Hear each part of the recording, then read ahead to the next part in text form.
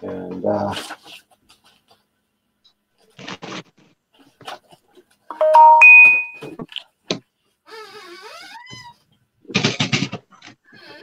let's see.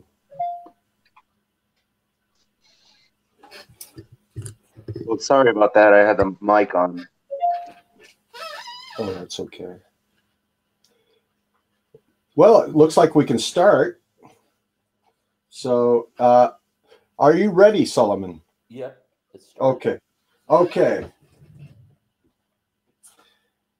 In the name of God, most gracious, most merciful, welcome to the Quran study here for, I don't know, March. What date is it? It's early March anyway. I'm going to open up with reading.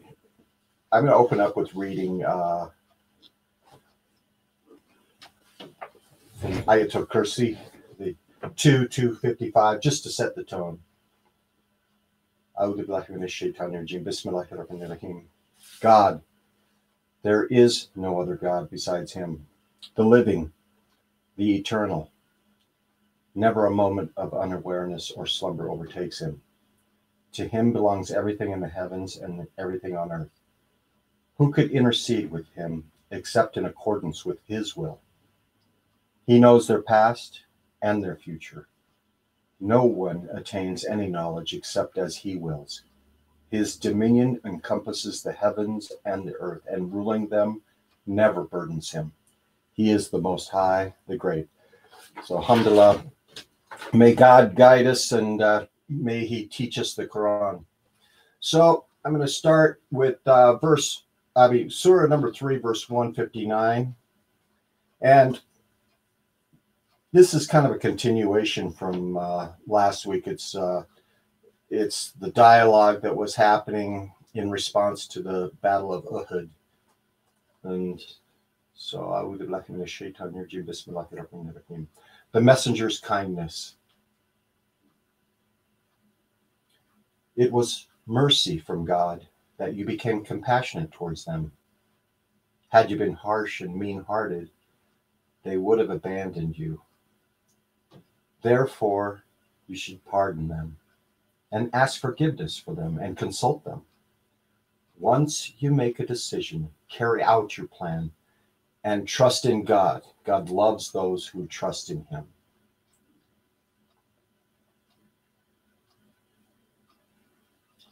The currency in the United States is the only currency that carries the phrase, "In God we trust."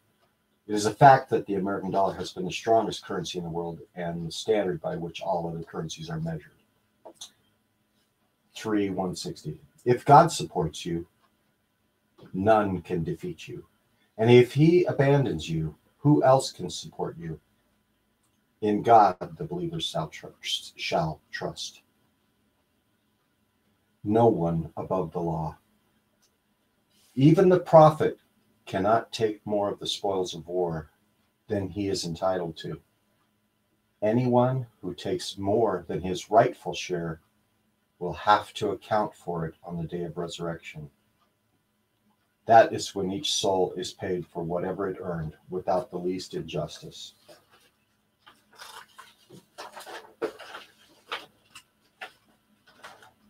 Is one who pursues God's pleasure the same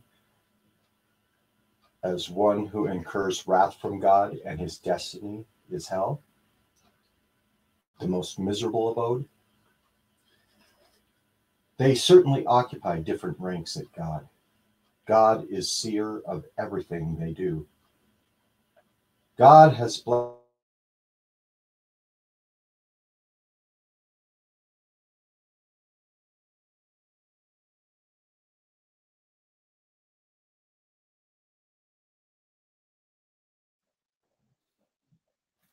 Jeff is having connectivity issues. Yeah, I couldn't hear. Oh. I can't. Me neither.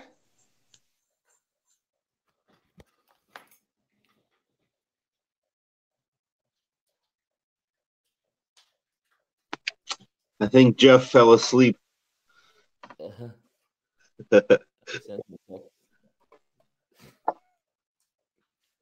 Can you please text him, Solomon, if possible? Yes. Thank you. I told him he has issues.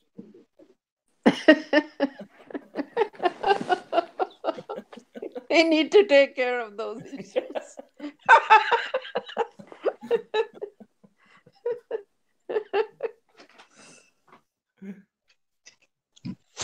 Hey, Solomon, when they can't hear you, those hypocrites drop out. The best phrase in submission. You know, we can have a book of idioms from certain communities, right? You hear me? Am I connected? Can anybody hear me? Yeah. Yes. Yeah. Apparently I'm a hypocrite. So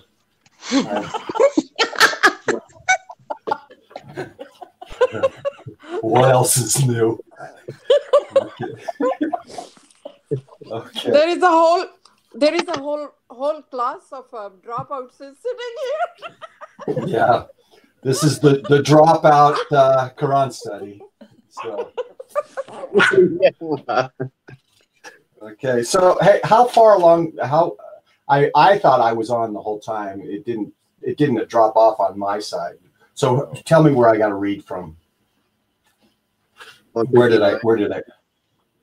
Oh, you mean you didn't get any of it? No. We got I think 2 or 3 verses. Is that right? Okay. I think. All right. I'll just no one is above the law. I'll start there. No one is above the law. Even the prophet cannot take more of the spoils of war than he is entitled to. Anyone who takes more than his rightful share will have to account for it on the day of resurrection. That is when each soul is paid for whatever it earned without the least injustice. Is one who pursues God's pleasure the same as one who incurs wrath from God and his destiny is hell, the most miserable abode? They certainly occupy different ranks at God. God is seer of everything they do.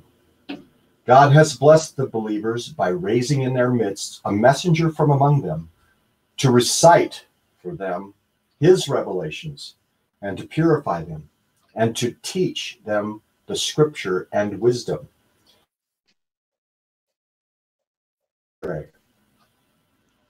Now that you have suffered a setback, and even though you inflicted twice as much suffering upon your enemy, you said, "Why did this happen to us?" Say, "This is a consequence of your own deeds. God is omnipotent. What afflicted you the day the 2 armies clashed was in accordance with God's will and to distinguish the believers and to expose the hypocrites who were told, 'Come fight in the cause of God or contribute.' They said, 'If we knew how to fight, we would have joined you.' They were closer to disbelief than they were to belief. They uttered with their mouths what was not in their hearts. God knows what they conceal. They said of their kinsmen as they stayed behind, 'Had they obeyed us, they would not have been killed.' Say, then prevent your own death if you are truthful. The righteous do not really die. Do not think that those who are killed in the cause of God are dead. They are alive at their Lord, enjoying his provisions. So in the footnote, it says, we learn from the Quran that the righteous do not really die. They simply leave their worldly bodies and go directly to the same paradise where Adam and Eve once lived. They are rejoicing in God's grace, and they have good news for their comrades who did not die with them, that they have nothing to fear, nor will they grieve. They have good news of God's blessings.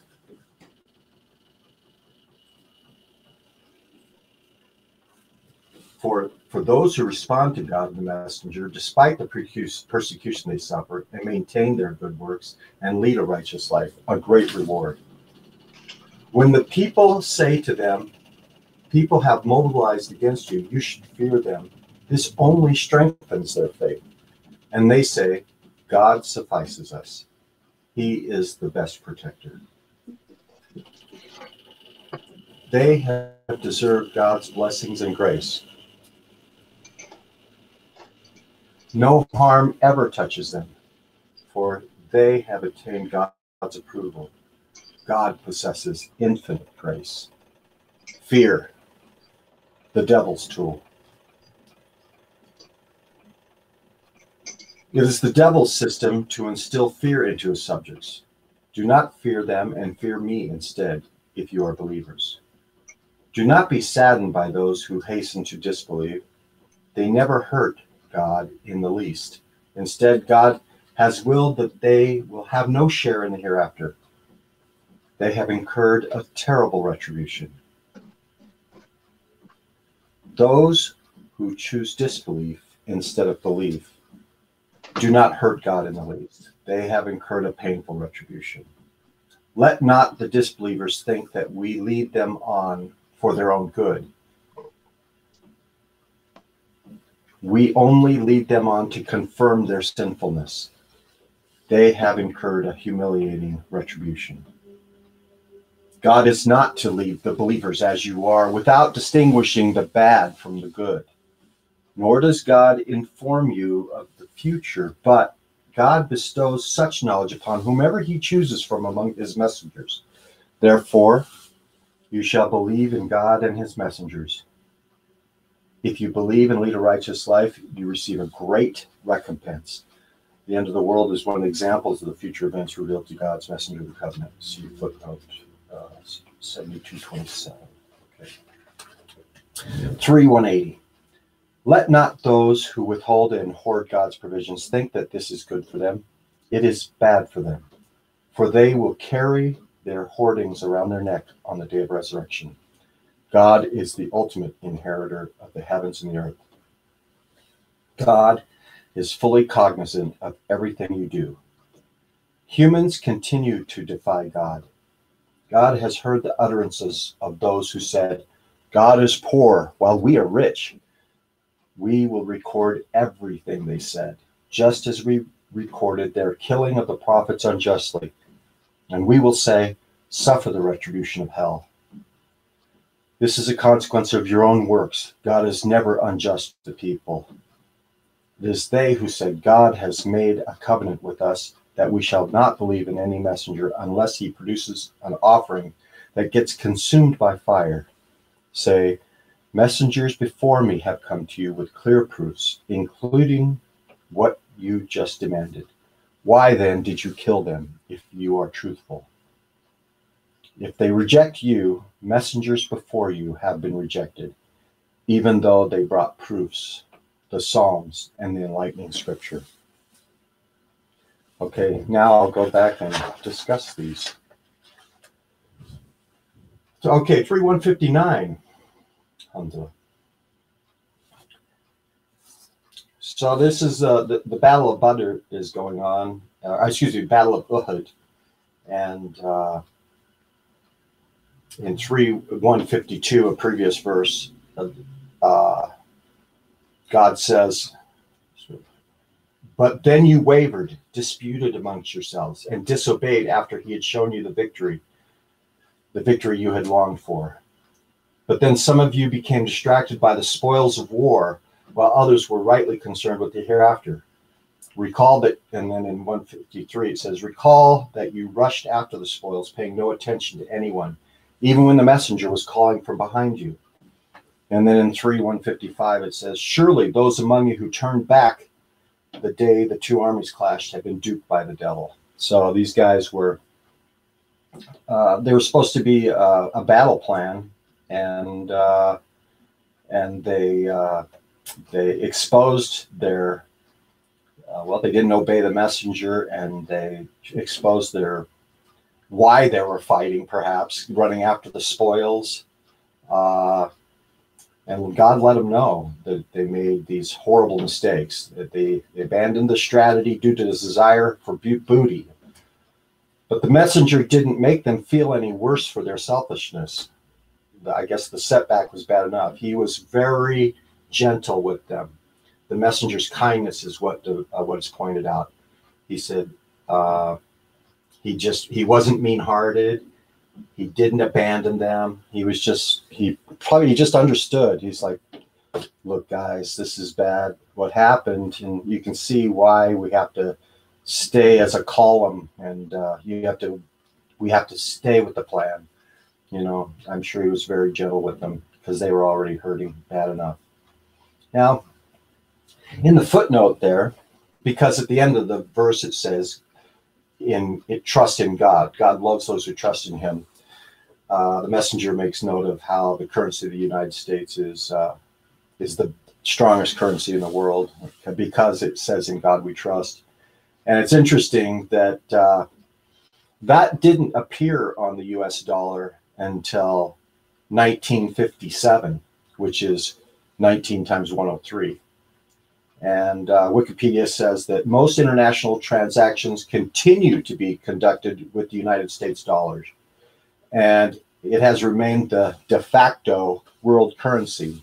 Somewhere between 40 and 60% of the international financial transactions are denominated in dollars. So it is continuing on. It's 20 years later.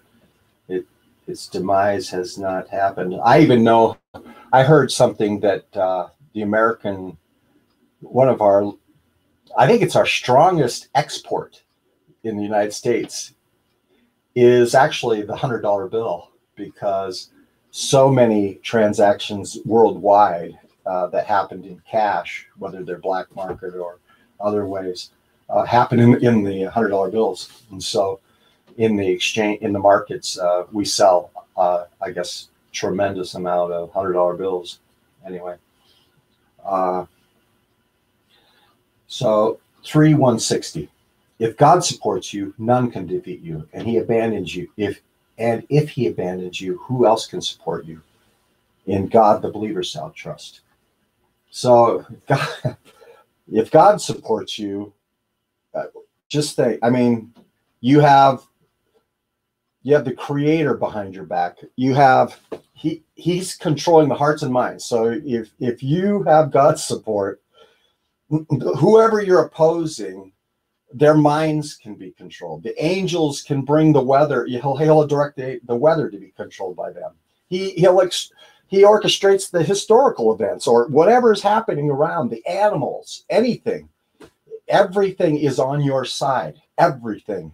If God's supporting you, everything's on your side. Everything. God is the one who allows your eyes to actually see. I mean, what is seeing? So if you have an enemy or somebody who's not supporting, their seeing is just an interpretation of data coming into the eyeballs, and it presents an understanding. Well, God controls the seeing and the mind. So He's got absolute control over your enemy, or if it's not your enemy, it could be even something. Say you're trying to get a job, and your boss, he'll change the minds. He controls that.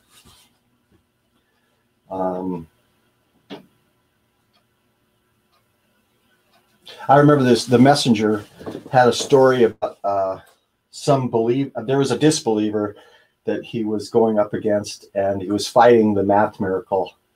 And this guy had to run out of the building, and he even left his partner, who was blind, behind. And he was imagining that the angels had given this guy a bad case of diarrhea, so he just had to run out. So your bowels are controlled by God. You know anything can happen to your opponent. So let's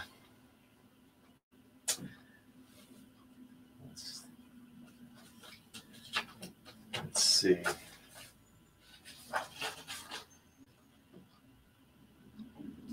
So no one is above the law. Even the prophet isn't above the law. everyone, like the messengers, they receive the message. Prophets, they're receiving the message. They're required to believe it as well. I mean, it comes to them, and it's new information to them too. And they have to examine it, and they have to obey it. It may be a new concept, and it may be hard for a messenger or a prophet to accept, just like the messenger had a real hard time accepting that he had to announce his messengership. And it says here that when each soul, excuse me, 161, the end, it says, that is when each soul is paid for whatever it earned without the least injustice. And that's the day of resurrection. And it's interesting. Day of resurrection is called the last day. It's the last day. It's an eternal day. That's one of the other names, the day of eternity. So it's the last day. It's an eternal day. It's also the day of judgment. I've heard it day of recompense as well, where everyone is paid fully. God is so just. Without the least injustice, there's no hint of being wrong. In fact, rewards are increased out of proportion. That nothing.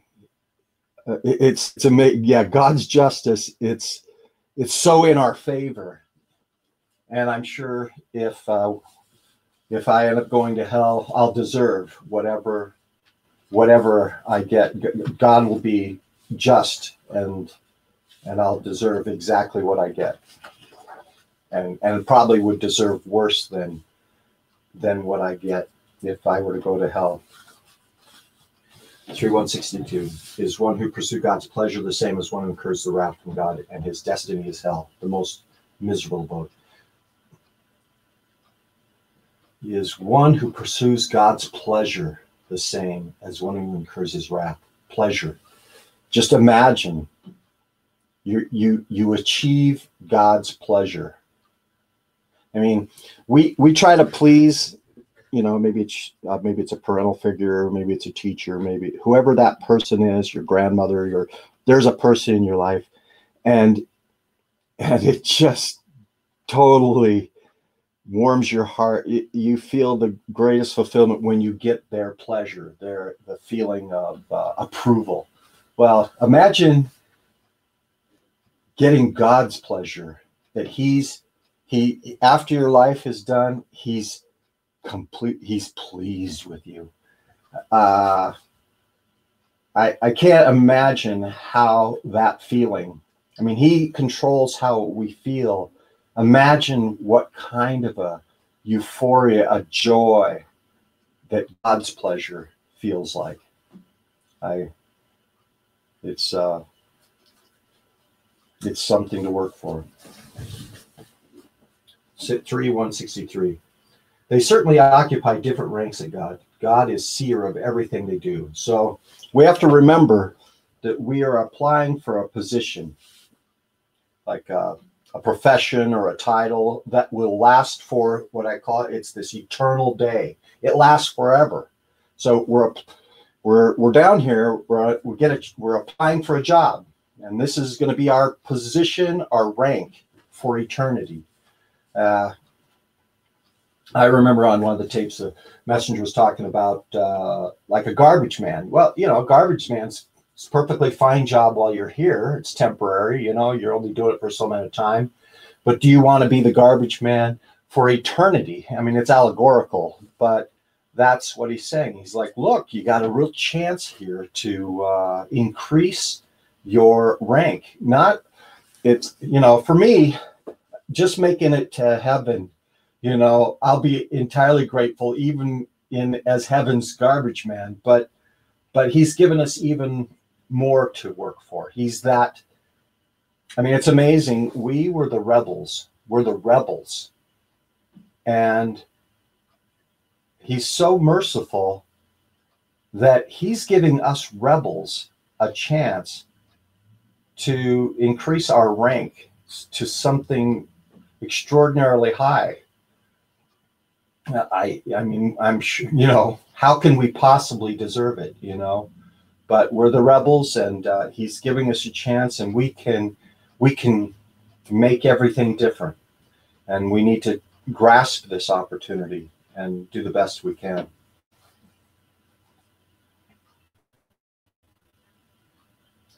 So, for God has blessed the believers by raising in their midst a messenger from among them to recite for them his revelations and to purify them and to teach them the scripture and wisdom. Before this, they had gone totally astray. Now, Muhammad was a blessing. Imagine how hard it was. Imagine how hard it was for him not to utter any teachings other than the Quran.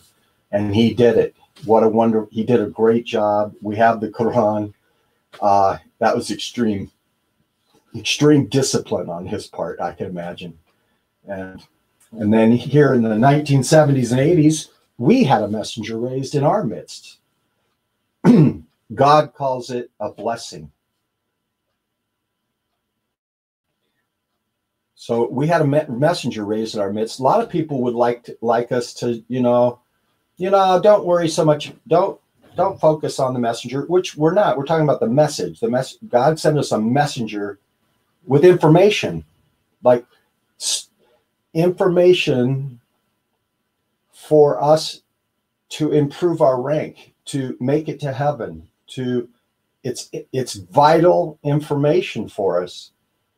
And some would say, well, the Quran is the focus. That's what you have to look at. And of course, but all the information that this messenger extracts is from the Quran, and it's for us to apply to our understanding, apply to our worldview, to put the pieces together to help so that you can defeat your mental battle with your jinn, so that you're all on board. There's nobody fighting you inside, that you understand what the point to life is. What is the point? Why are we here?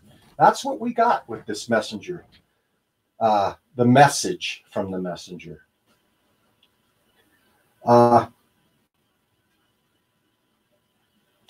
It's interesting because it says to recite for them his revelations. The Quran does not recite itself. A messenger recites it. And it teach. This is one of the way God's teaching. We're asking God, please teach us the Quran. Well, he sent us a teacher. He sent us a teacher with a master's in Quran. And this was a tremendous, what does God call it? A blessing. God has blessed the believers by raising in their midst a messenger. Now, the Quran wasn't raised in our midst. That's a person raised in our midst. Now, in the Muslim perspective of January 1990, it says this, the facts. Our Creator's decision is to send a consolidating messenger after all the prophets have come to this world and have delivered all the scriptures. That's 381. No one can deny this Quranic fact and continue to claim that he is a believer in the Quran. A true submitter, a true Muslim, would look at the matter from a bit. God will send his messenger, purify and consolidate all the scriptures. The true Muslim or the true submitter would ask, so you hear about this, you'd say, when will God, you're reading the Quran, you see 381, and you say, when will God's messenger of the covenant arrive? What does he look like? What is his name? How am I going to recognize him? How can I support him and participate in this sacred mission? Will I be fortunate enough to be one of his contemporaries or associates? So that was what the messenger was saying. Look, that's a true submitter is going to be that enthusiastic about the arrival of this message.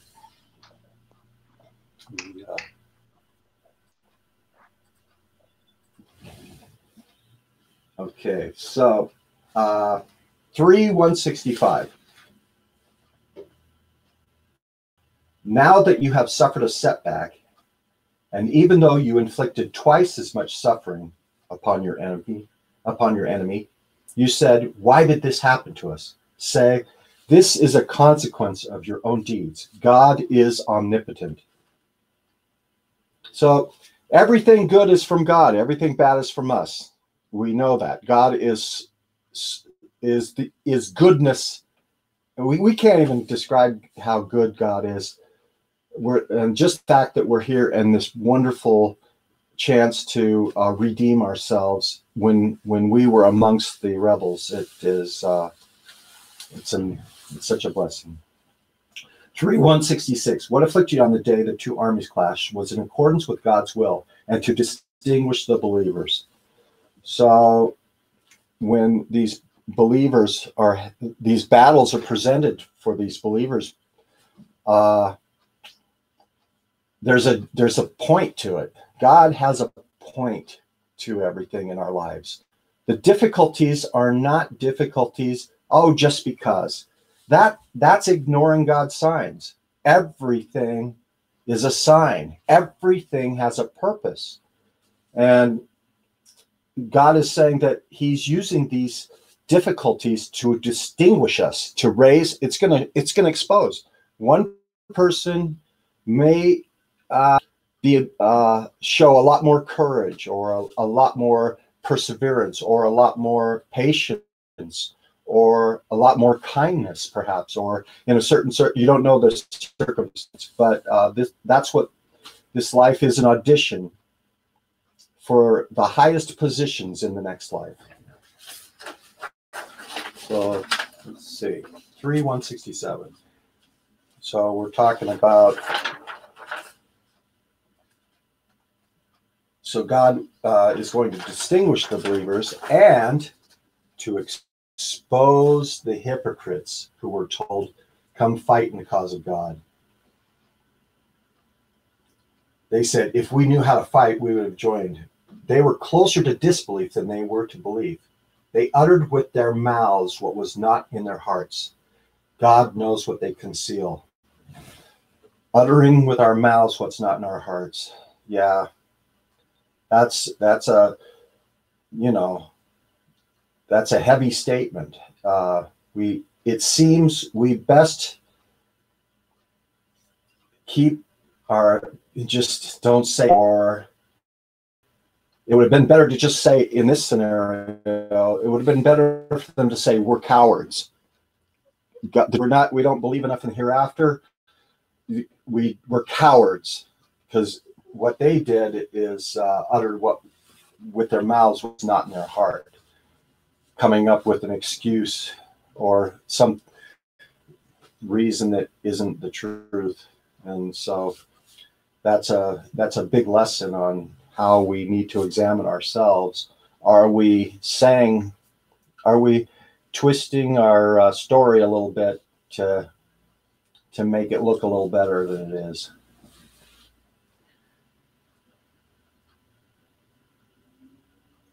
It's they would go as far as, had they obeyed they would not have been killed. Okay, so this is a transition into the righteous not really dying. So here's what they said, 3:168. Had they obeyed us, they would not have been killed. Say, then prevent your own death if you are truthful. As we've heard, that these people don't realize that your time is written by God. You cannot increase it by 1 second. It's God has it written. It's designed, everything orchestrated. Everything snapped to pieces, are all pieced together. I'm snapped in this little slot in this life, and I have all the people in my life. It's all orchestrated. It works perfectly for testing me, but then, and it's all about me, the whole world, the weather, everything that's happening. It's the news. It's all, I'm snapped perfectly in place, but yet so is everyone else. The whole tapestry, that's so fantastic.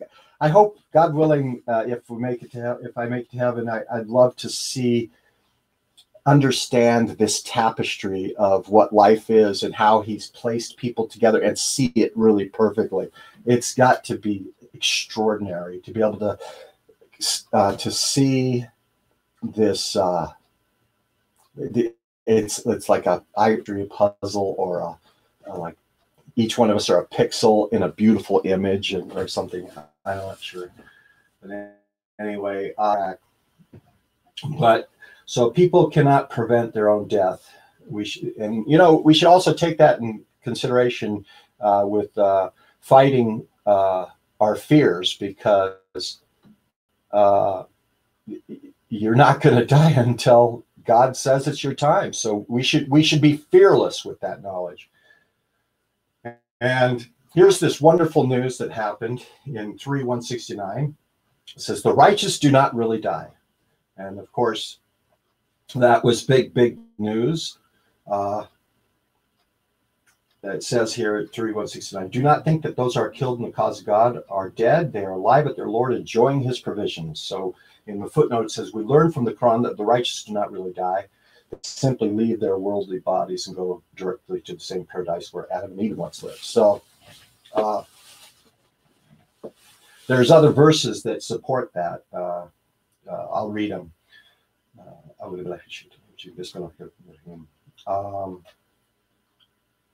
Do not say about those who are killed in the cause of God, they are dead, for they are alive, but you do not perceive.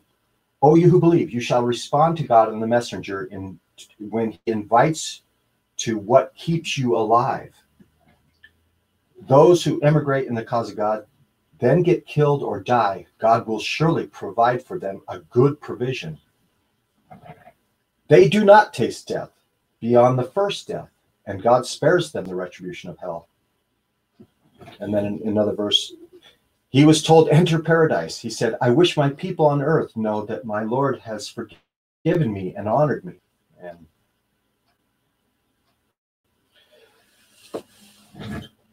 it's interesting how when we found this out, it's a great example of how everything's in the Quran already, and yet we were blind to it. God opens the field of vision, the understanding, the view. It was right there, but everything's in the Quran. But as a messenger, the book comes to life. That is not for me. This is in October 1989 Muslim perspective. It quotes, they are in darkness until God's messenger comes and leads them out of darkness. Note the word recites, as previously. The book itself, the Quran, cannot recite God's revelations. While the messenger is alive, the book comes to life and leads the believers out of darkness. The Quran without the messenger misleads the wicked.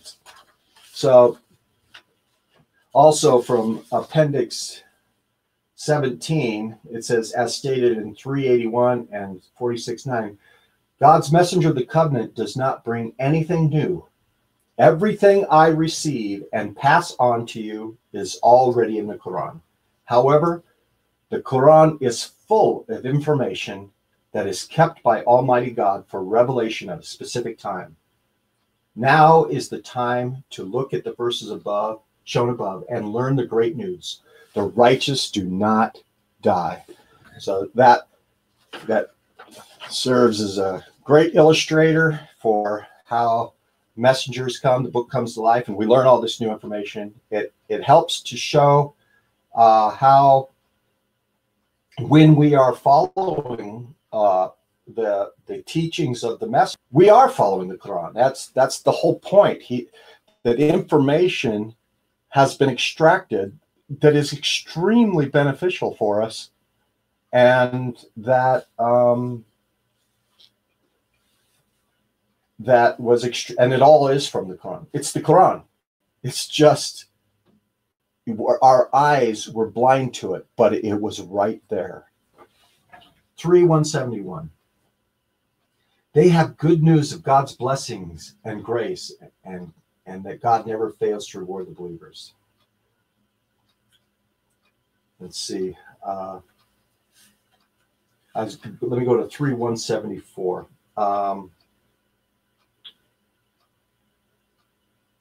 They have deserved God's blessings and grace. No harm ever touches them, for they have attained God's approval. God possesses infinite grace.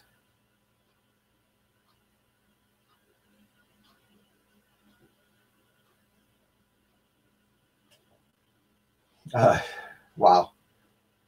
That's thinking about having God's approval.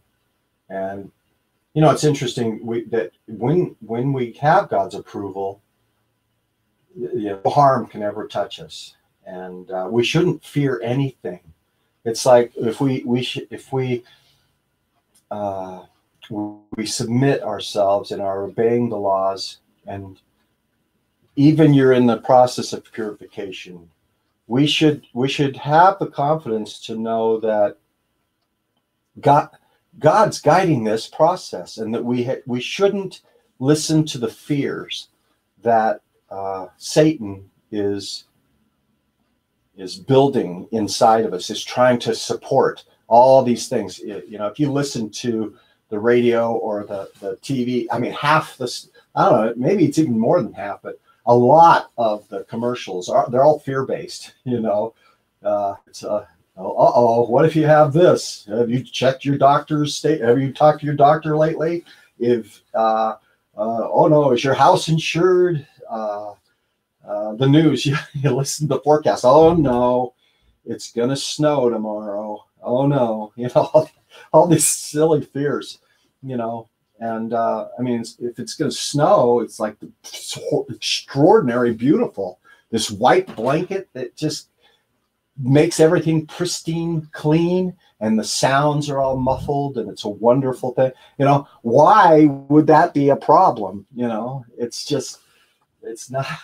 I mean, okay, so you're driving, but if you have God's protection, He's going to make those tires grip.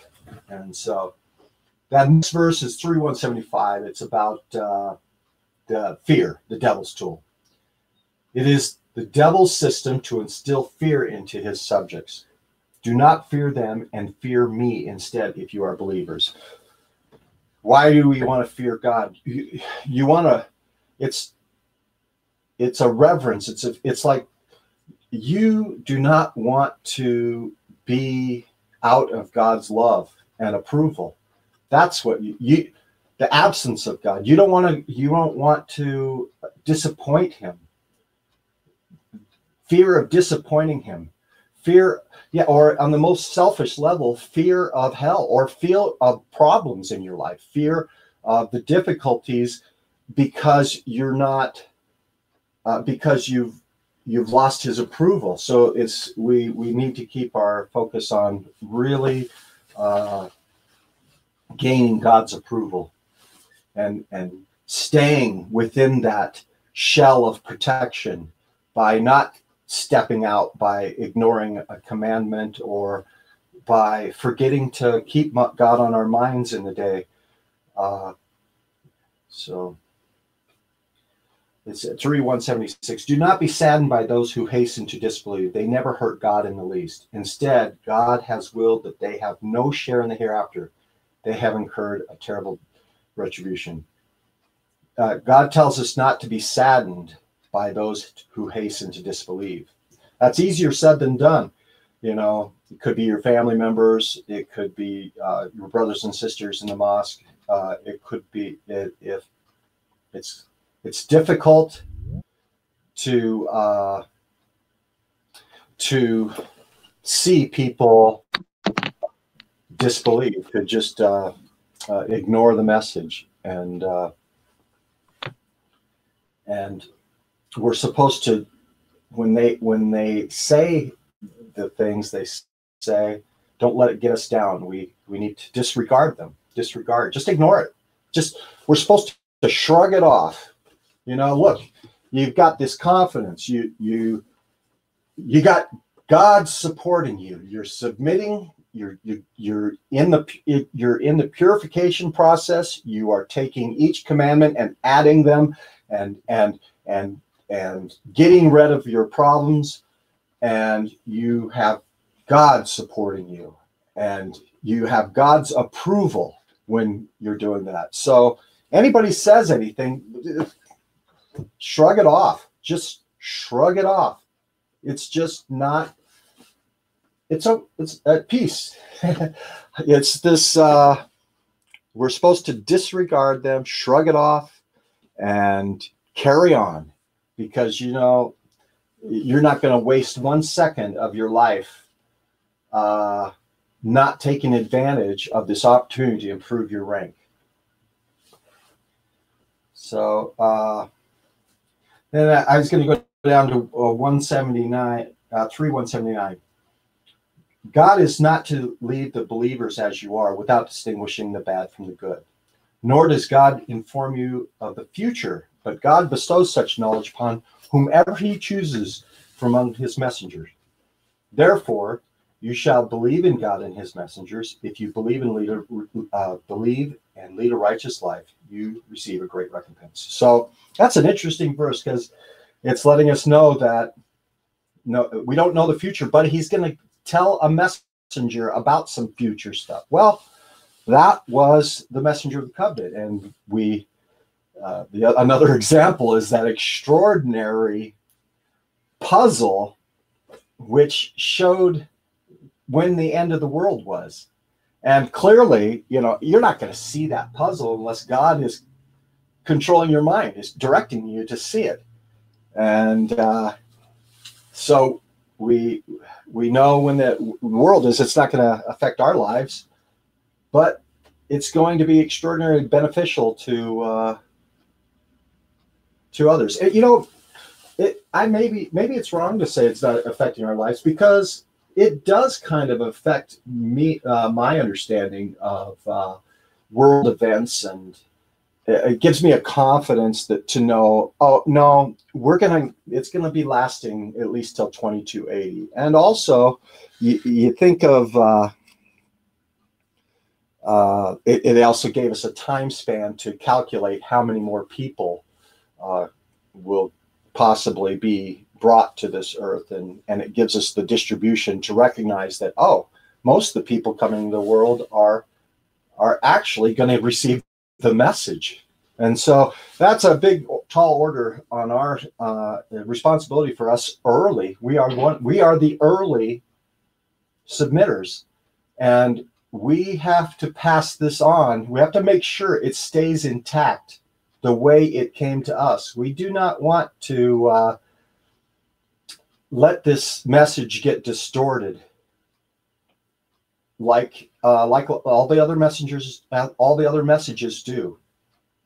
And so he's saying here that he was given news of the future. And one he says this in the footnote: the end of the world is one example of future events revealed to God's messenger of the covenant.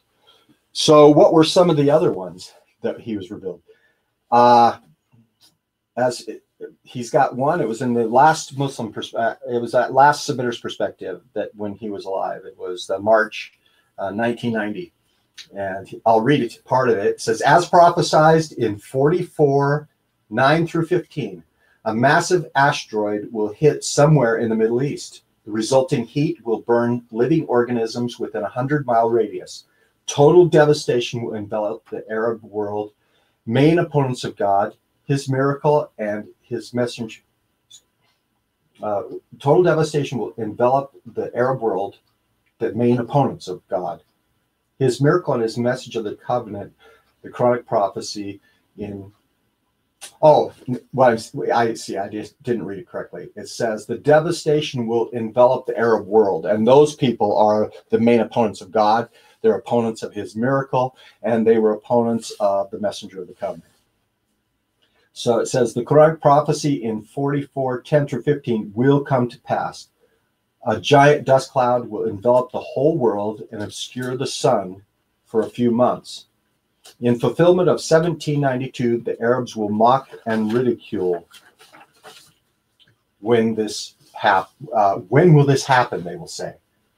He says, I do not know when, but I have a strong feeling it'll happen before the end of 1990. Well, it didn't, but he didn't know, but it could have been as soon as that. is what he was saying. Also, what else did he, what other future things did he talk about? Well, in the March, also 1990 Submitter's Perspective, he says, divine proclamation through Gabriel. He says, divine proclamation through Gabriel. So this is a message from God of news in the future. It says, like the time of Noah, only those who stand with God's messenger will be saved. So if you look at Surah 7, verse 64, they rejected him, Noah. Consequently, we saved him and those who stood by him in the ark, and we drowned those who rejected our revelations, for they were blinded people. Verse 72 says, we then saved him, Hud, and those who stood by him by the mercy from us, and we annihilated those who rejected our revelations and refused to believe. Also, verses 78 through 79 say, consequently, the quake annihilated them, leaving the dead in their homes. He, Salih, turned away from them, saying, O my people, I have delivered my Lord's message to you and advised you, but you do not like those who advise you. And verse 83 says, consequently, we saved Lot and his people, except his wife. She was with the doomed. Verses 91 and 92 say, the quake annihilated them, leaving them dead in their homes. Those who rejected Shuaib vanished as if they never existed. Those who rejected Shuaib were the losers. Verse 101 says, we narrate to you the history of the doomed communities. Their messengers went to them with clear proofs, but they were not to believe in what they had already rejected. God thus seals the hearts of the disbelievers. We see the same lesson in 26, 105 through 190. The angel Gabriel has conveyed to me, Dr. Rashad Khalifa, God's plan. Those who refuse to stand by his messenger of the covenant will be utterly destroyed. I was told specifically that it will be like the time of Noah. Only those who stand by God's messenger will be saved. Allahu Akbar. That's what he wrote. So that's some of the future information we got. So,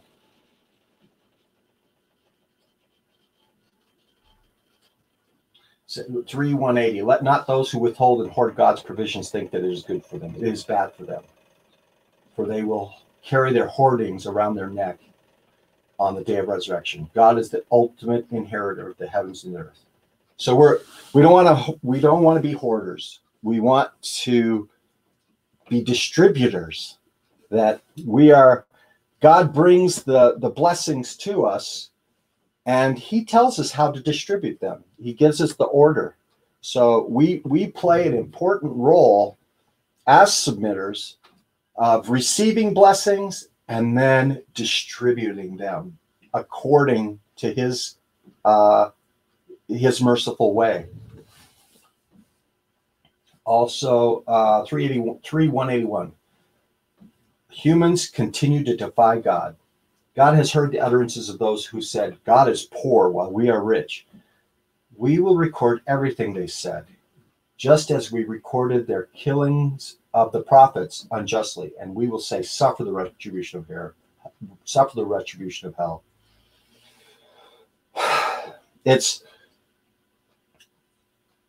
We need to burn it into our understanding that we are on stage all the time. We're literally performing in this life. It's all being recorded. There's an audience. It will all be exposed. Our life will be shown. It'll be there, a recording. Now, I'm sure God, as merciful, will when you ask for repentance, he cleans your record and will remove the shameful things. But in the case where it's not removed, it's all written down, everything. We are never alone, and it's foolish to believe so. God is never unjust. 3:183. It is they who said, God has made a covenant with us that we shall not believe in any messenger unless he produces an offering that gets consumed by the fire. Say, messengers before me have come to you with clear proofs, including what you just demanded. Why then did you kill them if you are truthful? People always reject the messengers. That's a constant theme. And the proof is never enough.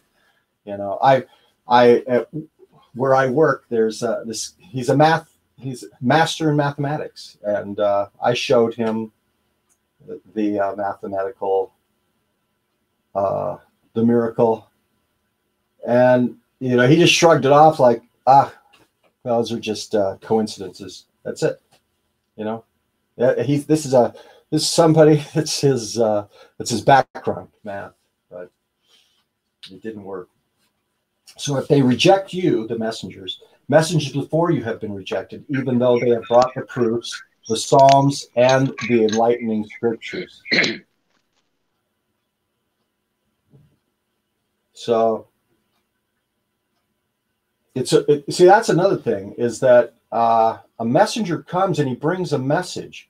And I felt that way with this message, that this message, it answered so many questions, like dying at the age of 40, and that answering the issue of suffering with children. What happens to them, or how are they judged, or what did they do wrong, or this kind of thing. It answered so many pieces.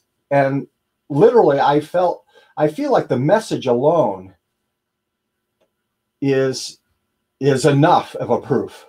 And it looks like God saying, if they reject you, messengers before you have been rejected, even though they brought proofs, the Psalms and the enlightening scripture. And so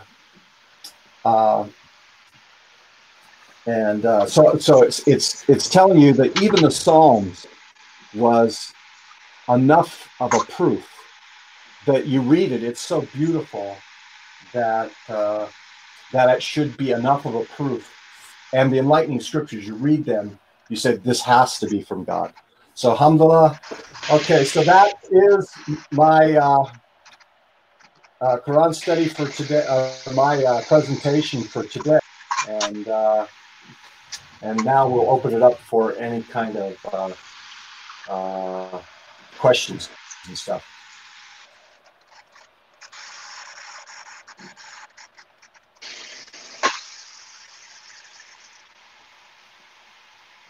Anybody have any comments out there?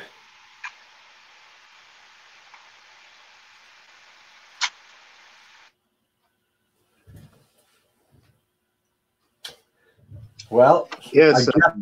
Good job. It's your show, Edward. Go for it. Well, my comment was, thank you. Good job. Masha Allah. Yeah, Awesome. Masha Allah. Really good Alhamdulillah. study. Praise God. Alhamdulillah. Thank you. Thank you. Thank you. God bless Thank you. you. Alhamdulillah. So, yeah.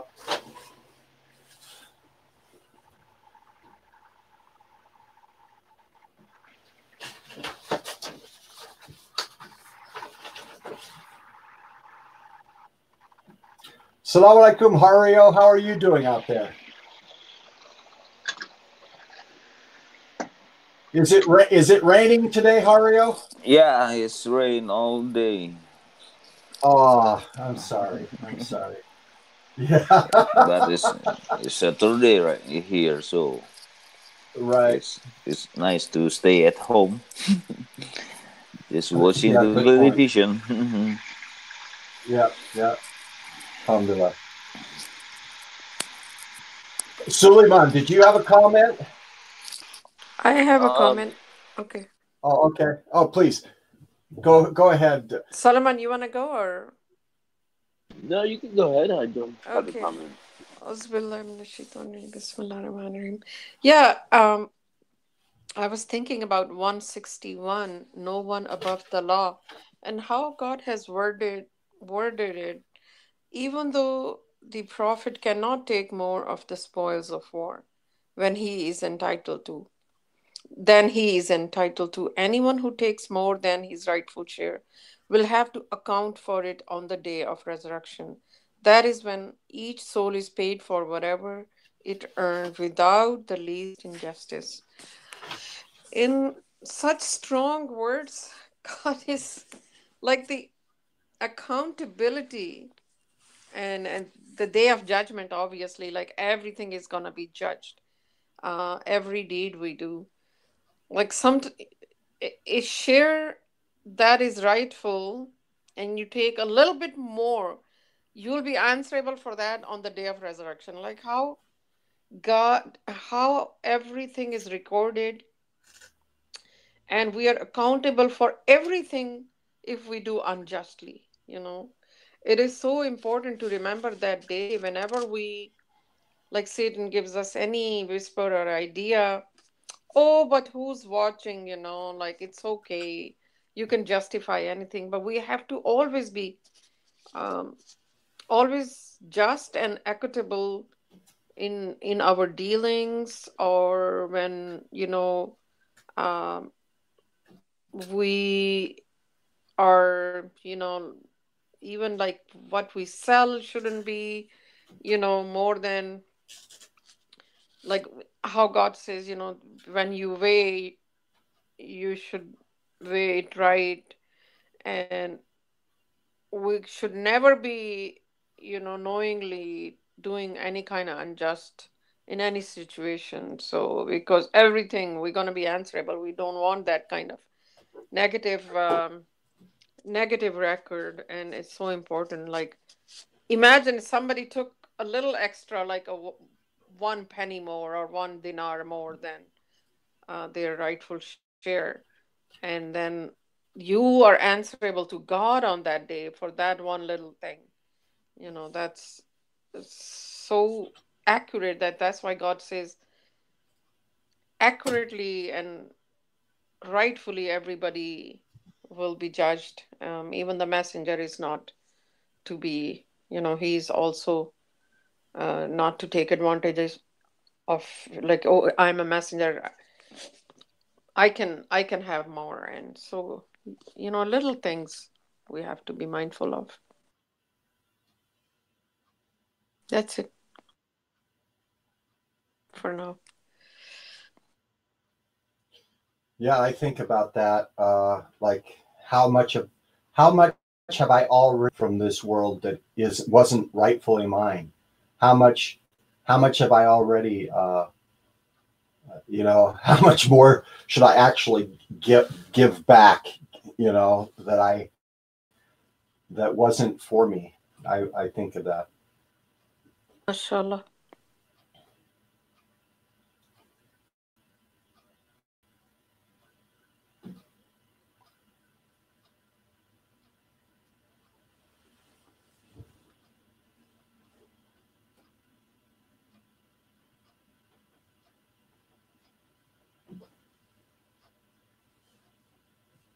One more comment is on Mm-hmm. 164. Yeah. God has blessed the believers by raising in their midst a messenger from among them to recite for them his revelations and to purify them and to teach them the scripture and wisdom. Before this, they had gone totally astray. So the God has, even though a messenger is there, it is a blessing for the believers. The believers who already believed, they had the belief in their heart during the great feud, right? God knows that only those will take heed.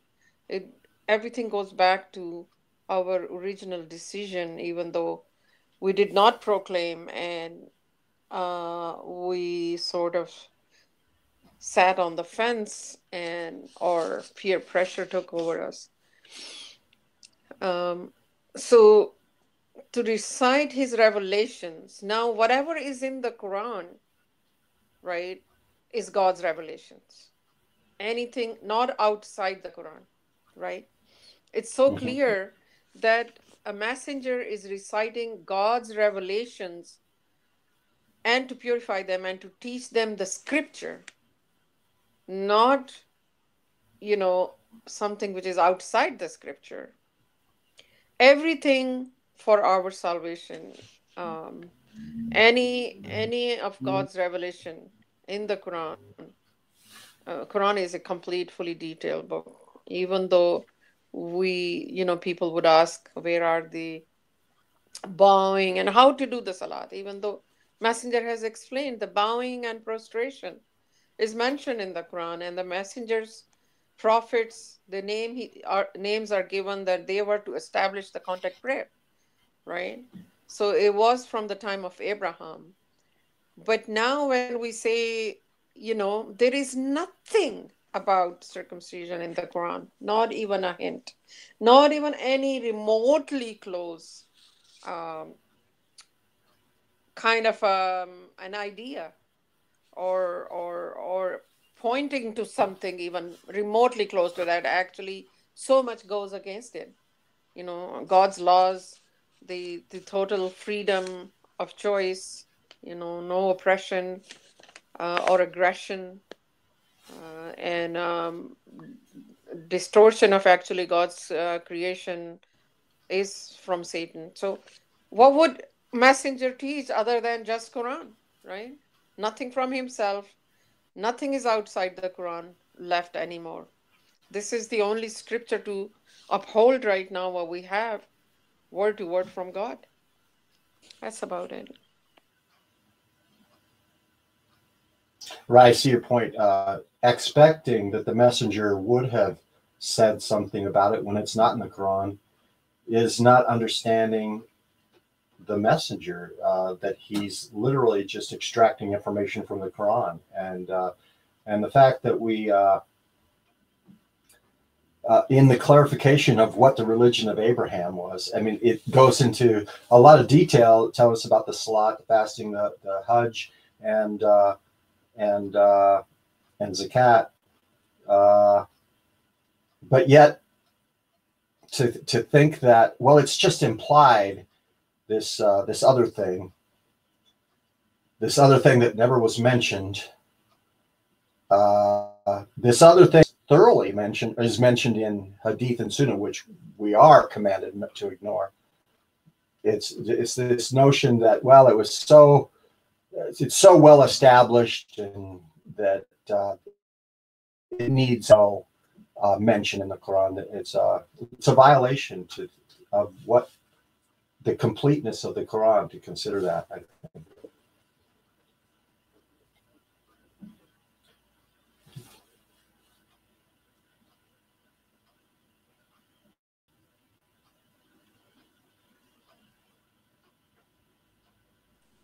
We also need to once everybody is done their comments, we need to discuss something after the live stream is stopped, inshallah. Inshallah. Okay.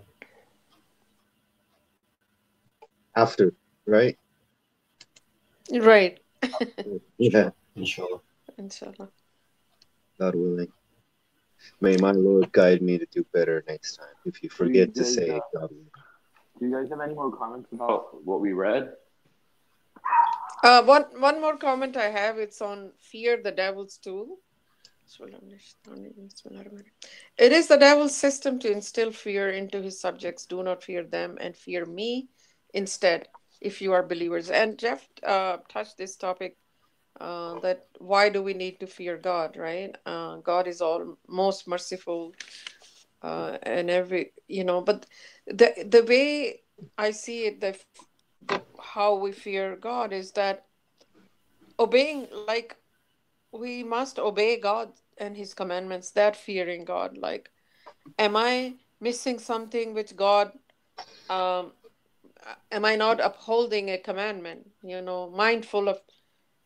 being mindful of God's commandment and fearing, like, oh, what is the time, I don't want to miss my salat. That kind of fear, of course, is like being mindful and not to disobey in any way to God and his commandments. Just like, when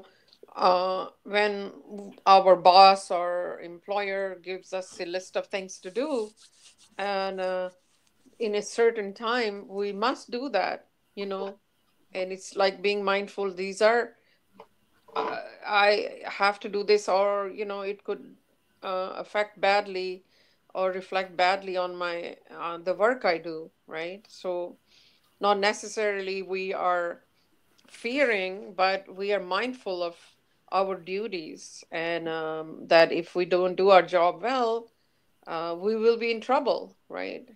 So that's how we don't need to be worried about other things as long as we are obeying God and His commandments. And that's the only fear we should have in our hearts, not to become unjust to someone, not to aggress against someone, and those should bring fear of God in our hearts. Not to steal, not to, be lying and all those things, major sins and smaller sins and whatnot. That should instill fear of God in our hearts, that we will be accountable for everything which goes against God and His teachings. That's it for now, inshallah. Yeah, I got a comment. Okay. Shall I? Shall I go? Yes, please. Yes. Okay. The first verse, 3:159.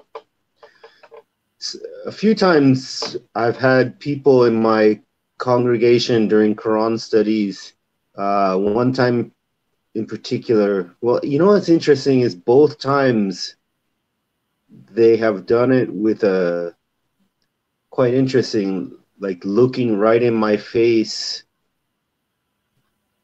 Usually we have a Quran study and everybody's discussing, and you don't have to just look right at somebody like as if, but when they use this verse, the messenger's kindness, it was used in a way to make me, I can't talk about something, and it was used in a way to I felt kind of ridiculed, like if I was talking about something that wasn't, like something that was going on that was not right, I was used that this verse was like meant like I have to shut up kind of thing. Like I have to look at the Prophet, even he if he hadn't been kind, he would have abandoned. So it was almost like they were looking at me, telling me like, yeah, we're gonna abandon you if you don't drop this subject. If you don't stop talking, you're going to be abandoned by us, and with a smirk on the face. And this verse, together with a couple of other verses, is used in a similar way. They talk about Noah, when the people said to Noah, "How the worst among us are with you?" And Noah said, "How do I know?" As if the way they interpret it is like that. Like as if Noah knew all these bad things these people were doing, and it was just like nonchalant and just blew it off like it was some kind of prison code. Like you don't care what other people do, you just don't talk about it. Snitches get stitches. And I didn't perceive that Noah was saying that. I perceived it as the people were arrogant and they were elitists, and they were saying these are the low-life losers among us, and they're with you. Not these are the bad people, but to them they're the worst because maybe they weren't rich and elite like them. Whatever it was, positions of prominence in the community. And then the other verse being used was about Pharaoh. Like even Moses was told, be nice to Pharaoh. Let's see. And it's similar to this verse. It's used as, if you talk about anything, like if I talk about the one thing that's today, circumcision. Before it was, don't argue with somebody about, it's not really an argument, it was just a subject. I don't know what it was, but it was, well, okay, wait, let me go on. So it's a subject that might be touchy, yeah, it might be something that somebody else doesn't like it and they don't want to hear it. And it's something like you're doing it wrong and you don't want to be told, but we should be told, because if we're told, we could actually stop doing it. And it's like those kind of subjects, and if I bring it up, it's not to say like, oh, look at you, look what you're doing. You're such a loser. You're not righteous. No, that's not the reason for me bringing it up. It's just like, hey, bro, that's not right. Like, let's get it together, because I'm actually more harsh with myself when I'm at home. And I've been accused like, yeah, I have to be like the prophet or I'm gonna be abandoned, like this verse right here. You guys have no idea the way I talk to myself. It's like sinful the way I put myself down. That's one thing I have to stop doing. I actually use profanity against myself. I call myself really bad words. But anyways, so I'm just trying to say that I don't do that to anybody else. Like, it's as if this verse had to be used against me, like I'm some kind of bad guy just for talking about something that we're not supposed to be doing. Some subject that somebody's doing that we should. Anyway, so this verse, the one about Noah, the one about Pharaoh was told to be nice. Moses was told to be nice to Pharaoh, and and it's the other one. The prophet was called Clement, and that one is also used to shut down things. To be like, look at this guy was Clement. Which one was that? Abraham. Abraham argued on behalf, and that one was also, and they're using all those are used in a very similar way to basically tell you like, stop talking about it. It's a gag order. But the one with Abraham, he was told like stop, and they disregard that part. They just look at the part where he was Clement, but but he was actually told, hey, you better shut up. You're being sinful here. You don't question God. But they don't forget. That's not the part that they focus on. They talk about he was Clement for arguing as if he was arguing in defense of homosexuals. Like, yeah, really? I don't think that's. If what you think the verse means, maybe you should look again and try to find another way to think about. Okay, so anyways, that's my question or comment about this verse. Is this verse being used correctly when it's used that way? Is that what God is saying?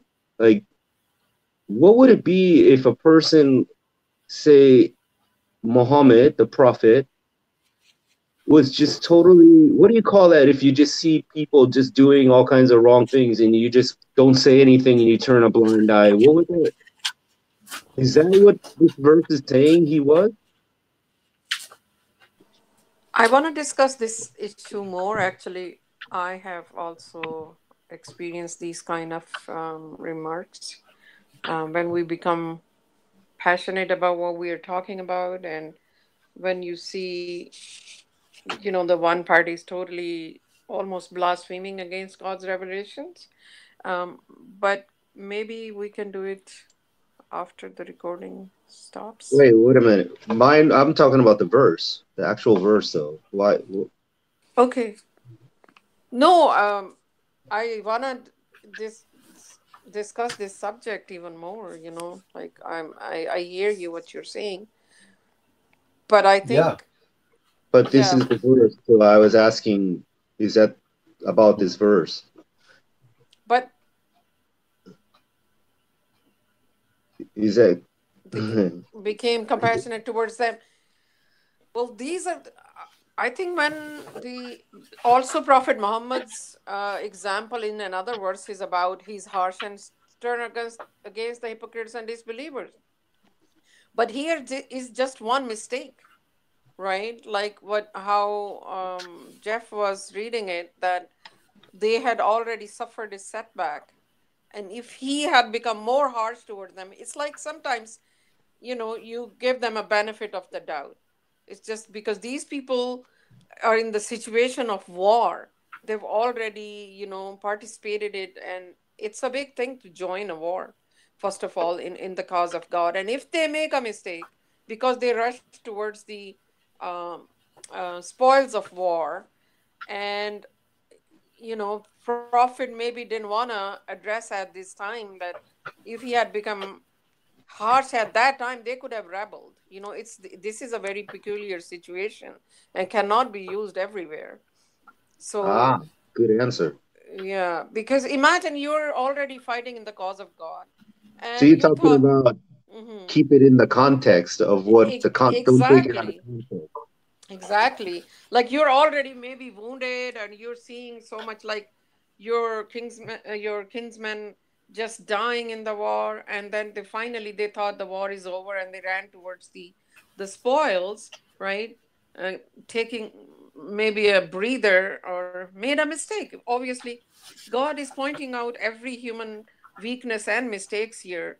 But at that point, if messengers say, hey, you couldn't, if he punishes them for this little mistake, that would have completely broken their hearts.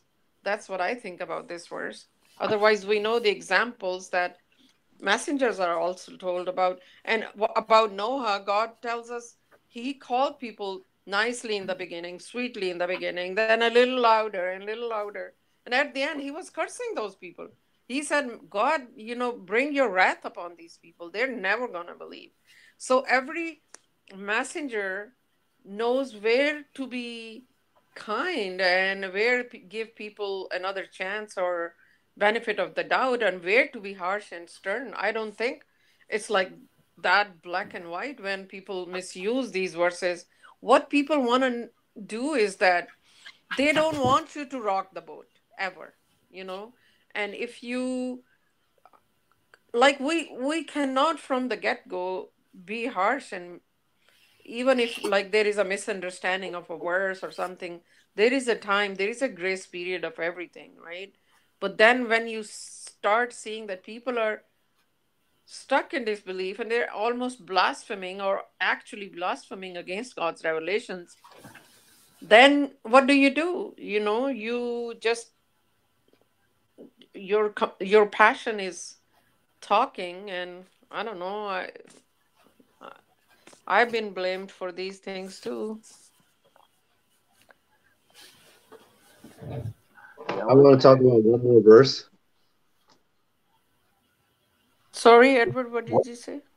There's another verse I want to say something about, but if you guys have stuff to say about anybody has any response I to do. that, I do. To me, it's a broad. Really, you're talking about a bunch of things in my mind. So those verses are talking about approach. Like, for example, the one with Pharaoh, be nice to him, be kind to him.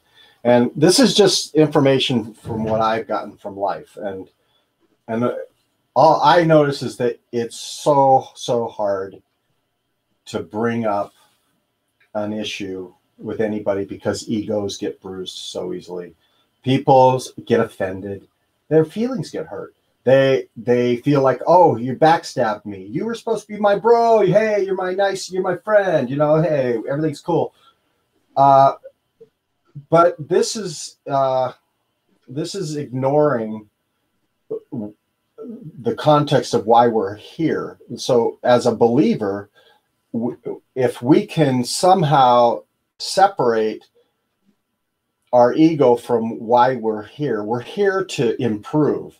And there's this notion of a man in a lighthouse that if you can hire a person who's in a lighthouse that will tell you that, hey, you're coming close to danger.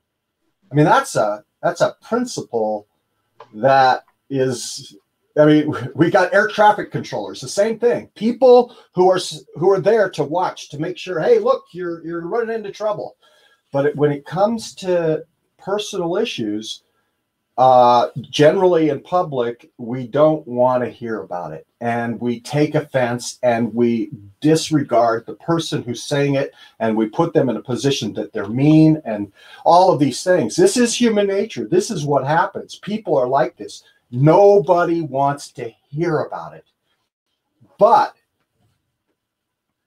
it can be a loving thing. I think oftentimes when God talks about in the Quran how your spouse, they may be good for you when you think they're bad for you.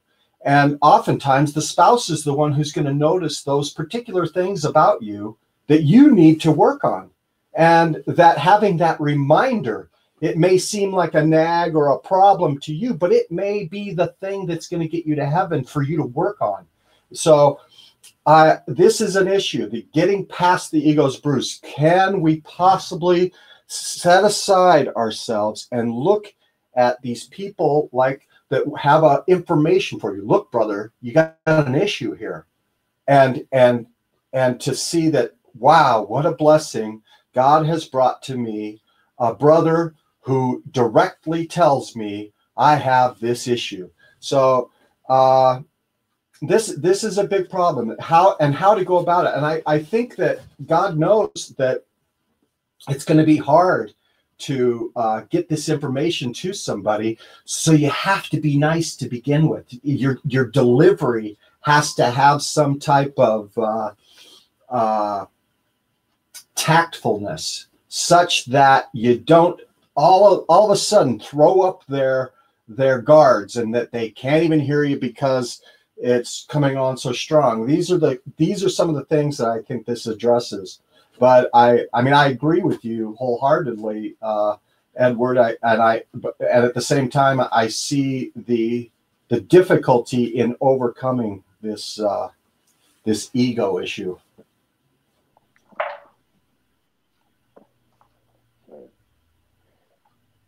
Yeah, I wanted to respond to Edward's comment also.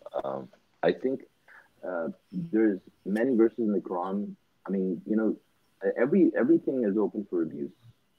So people who try to deviate from the path will use the Quran to push their you know, a wrong point of view as well. And you know, Quran is such an amazing book. You know, God says, you know, it is the Eileen and the Sijin, you know. So if you want to do something righteous, you know, you will see all the verses in the Quran, they'll direct you to it, and you'll you know, be directed toward that. And if you are really going to you know, be somebody who's not going to follow God, you know, you'll see all the verses in the Quran that will point you in that direction. When you open the Quran, you want to read it. And I think that's what we really experience, you know, every now and then, that, you know, people will through selective emphasis and concealment, abuse scripture, and they'll use verses like, you know, the ones you just mentioned about kindness. And I mean, because they probably don't even understand,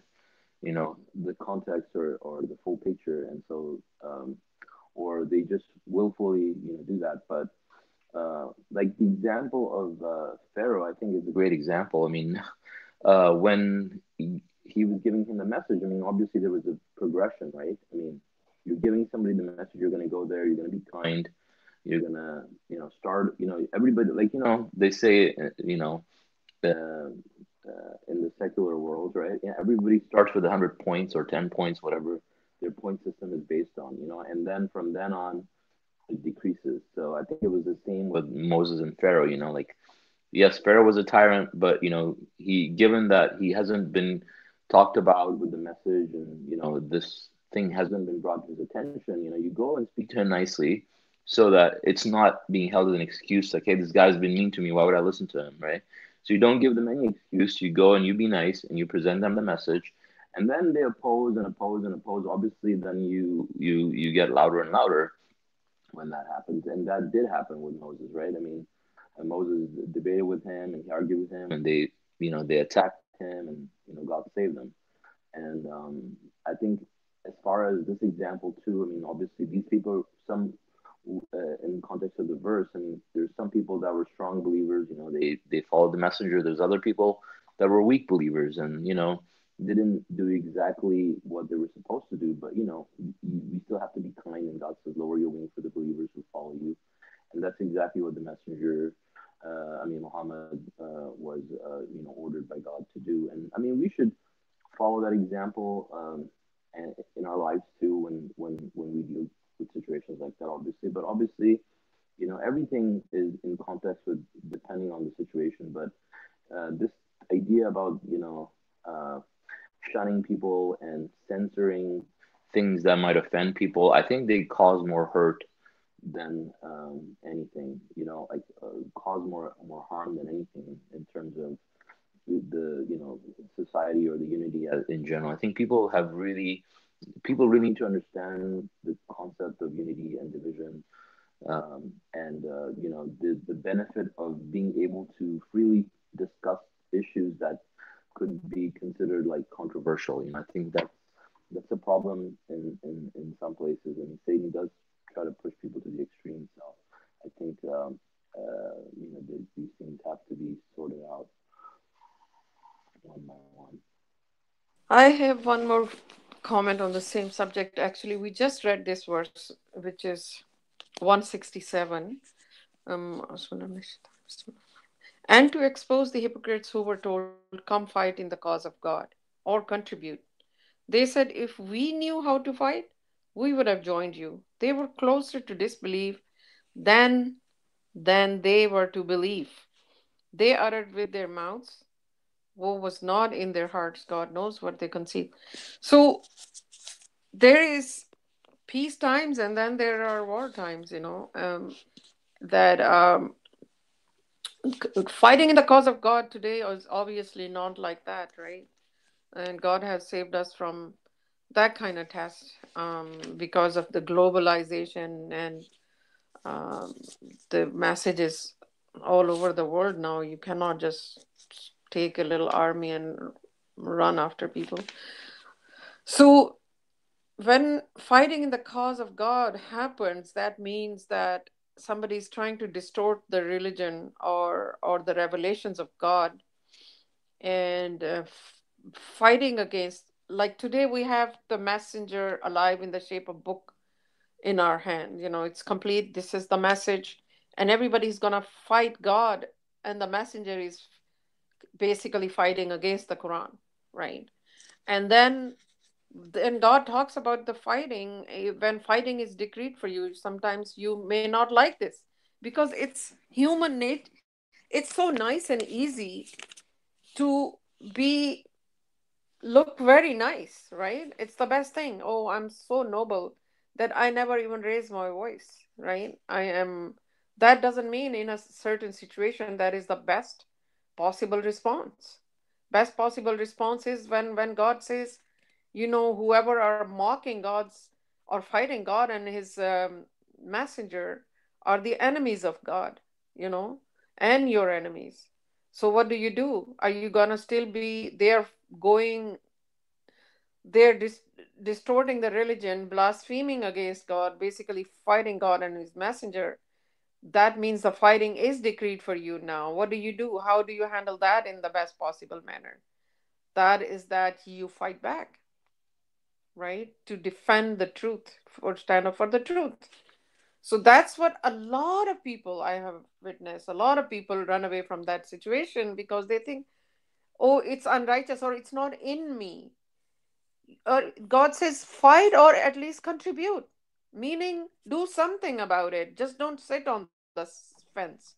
You gotta do something. A lot of people find comfort that say nothing, do nothing. They say, but I already know I'm on your side, but I'm not gonna do anything about it. But that's not gonna happen. God will still test you. You will come to put in another situation because the test is inevitable. And the fighting will be decreed for everybody. Whenever the truth will, because now everything is secured, there is no ambiguity left. There is no contradiction, no other things to uphold. When somebody just starts fighting God and his message, then it is those who will stand up for God. you know that means, you God has decreed it for you. Now what you gonna do? You cannot run away from it. So God says they were more close to disbelief than the belief at that time. So some people say, but I can't even call. When God says judge in the light of Quran, for example, 619 tells you that if you uphold any source, a religious source other than Quran, you are an idol worshiper. So if somebody's blatantly saying that I'm going to follow something which is not in the Quran, you can actually call them an idol worshiper according to Quran. So then they will get upset. Oh, you're calling names? I didn't give you this name. God did. So that's my point. Right. I think the notion of idol worship, I think that's specifically something that we need to hear if we're playing idol worship. If we're here to worship God alone, and if you're forcing yourself to be with a group of believers and studying the Quran, so that that's the whole idea. Otherwise, one can just go and study at home if they don't want to hear any sort of criticism about their own belief or what they're practicing or promoting. I think that's exactly what the Messenger of the Covenant talked about. He said, we're really blessed in this masjid, I'm paraphrasing. So we're really blessed in this masjid because, we're constantly saying God alone, Quran alone, and you're idol worshiping. So because, if you find out that what you're committing is idol worship, you need, you want somebody to bring it to your attention so you can save yourself, right? Like one thing we hear is that, don't go this back and forth, even if it's idol worship, don't go back and forth because it's not helping your soul, it's not growing our soul. And I was just like, when I heard this, I was completely shocked because I was like, okay, we're really talking about just losing your soul completely because idol worship nullifies all works. And me talking about this, how is it that it's not beneficial to our soul to talk about it? And which goes in hand with what Edward was saying. So I think it's really just, I think it all comes down to guidance from God, honestly. Can I make another comment? Guided or not, yes. Oh, I thought you were done. Sorry. I'm done. It's fine. Is it? Can I say something? Hey, Solomon, your mic is, I don't know if it's, everybody else's mic is coming through clear except for yours, for me. Oh. Yeah, for me too. Is it better now? It's those everybody else still. Okay. Yeah, those headphones are. Yeah, those are bad headphones. I need to get new ones. Everybody's really clear, and you keep dropping out. Yeah, something's wrong with them. I need to get a new pair. Buy the new one, Solomon.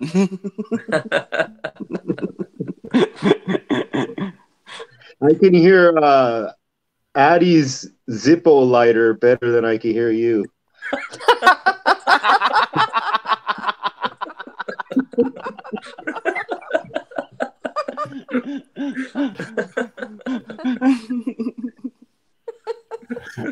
I can hear the tobacco sizzling in his pipe more than I can hear it coming.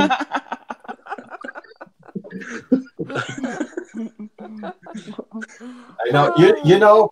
You know the way it sounds, the way he does it, it makes me almost want to smoke again because it just. I mean, he makes it sound so inviting. Well, even his profile picture, he's smoking. So yeah. Okay. Buy the box one. You could be idol worshiping her. Don't get offended. I imagine him in a big leather chair with a library of books around him and a little tea. Mm-hmm. I know. Oh, God. I know. It's such a ritual for him. I know. Don't explain it like that, Edward. Okay. There's many ex-smokers sitting here. Once a smoker is always a smoker. Smoking makes me smart. Like Einstein go smoking, right? Do what Einstein do. Just you're wrong. Okay, never mind. Einstein? Okay, now you put it this way. My goodness. So can I make my comment about the subject? I'm sorry. Go ahead. Like I brought up 3159, but I didn't. We're getting. It's just the same as when we started talking about it. The same way. It's the same thing that. It's kind of weird. Let me try to say this. When they brought that up to me, I realized that they were putting me in the same exact discussion we just had about being nice and what it, but then I realized, wait a minute. It took me a while, after a few years, because I've been putting up with this for many years, this thing that's been preached. And I realized, wait a minute. When was I ever not nice? I'm like always joking. I'm always smiling. I'm always courteous to everybody. And why are you telling me this verse, even when I talk about something that might be an issue or something that you say hurts somebody's ego or something? Like, I'm never been at that point. I'd never been rough or mean or anything. I've always been actually really nice to people. So it didn't make sense to me. It's like, well, when you actually said that to me, 3159, the person who used it, you were not nice, because you looked at me and you used that verse in a mocking, condescending, and you even gave me a little, the way you looked, the person looked at me and smirked. That was like not nice, and I never done like that. And Passive aggressive, yeah. they use that verse to make it seem like you're not being nice, even if you weren't not being nice. Like, to me, being nice is actually something where you could say, like, thanks for telling me, like, thanks, bro. Like, yeah, you're right. You know, I was doing that. I shouldn't be doing that. And it doesn't have to be something as offensive. Even Rashad talked about, like, you should take sides against yourself. And I believe he's actually talking about, like, that, especially that situation where you're getting something from the Quran and you have to take sides against yourself and say, you know what, I'm wrong. I gotta submit. This is the word of God. And I was doing that or something. So instead of like using the verse in a negative way, the way they did. Anyways, let me talk about a different verse that I wanted to say real quick. I get lost here. The God is not to leave. Which verse is that? God is not to leave the believers as they are. Okay, we got up to 3:179, right? A little further than that. Okay, so it says God is not to leave the believers as you are without distinguishing the bad from the good.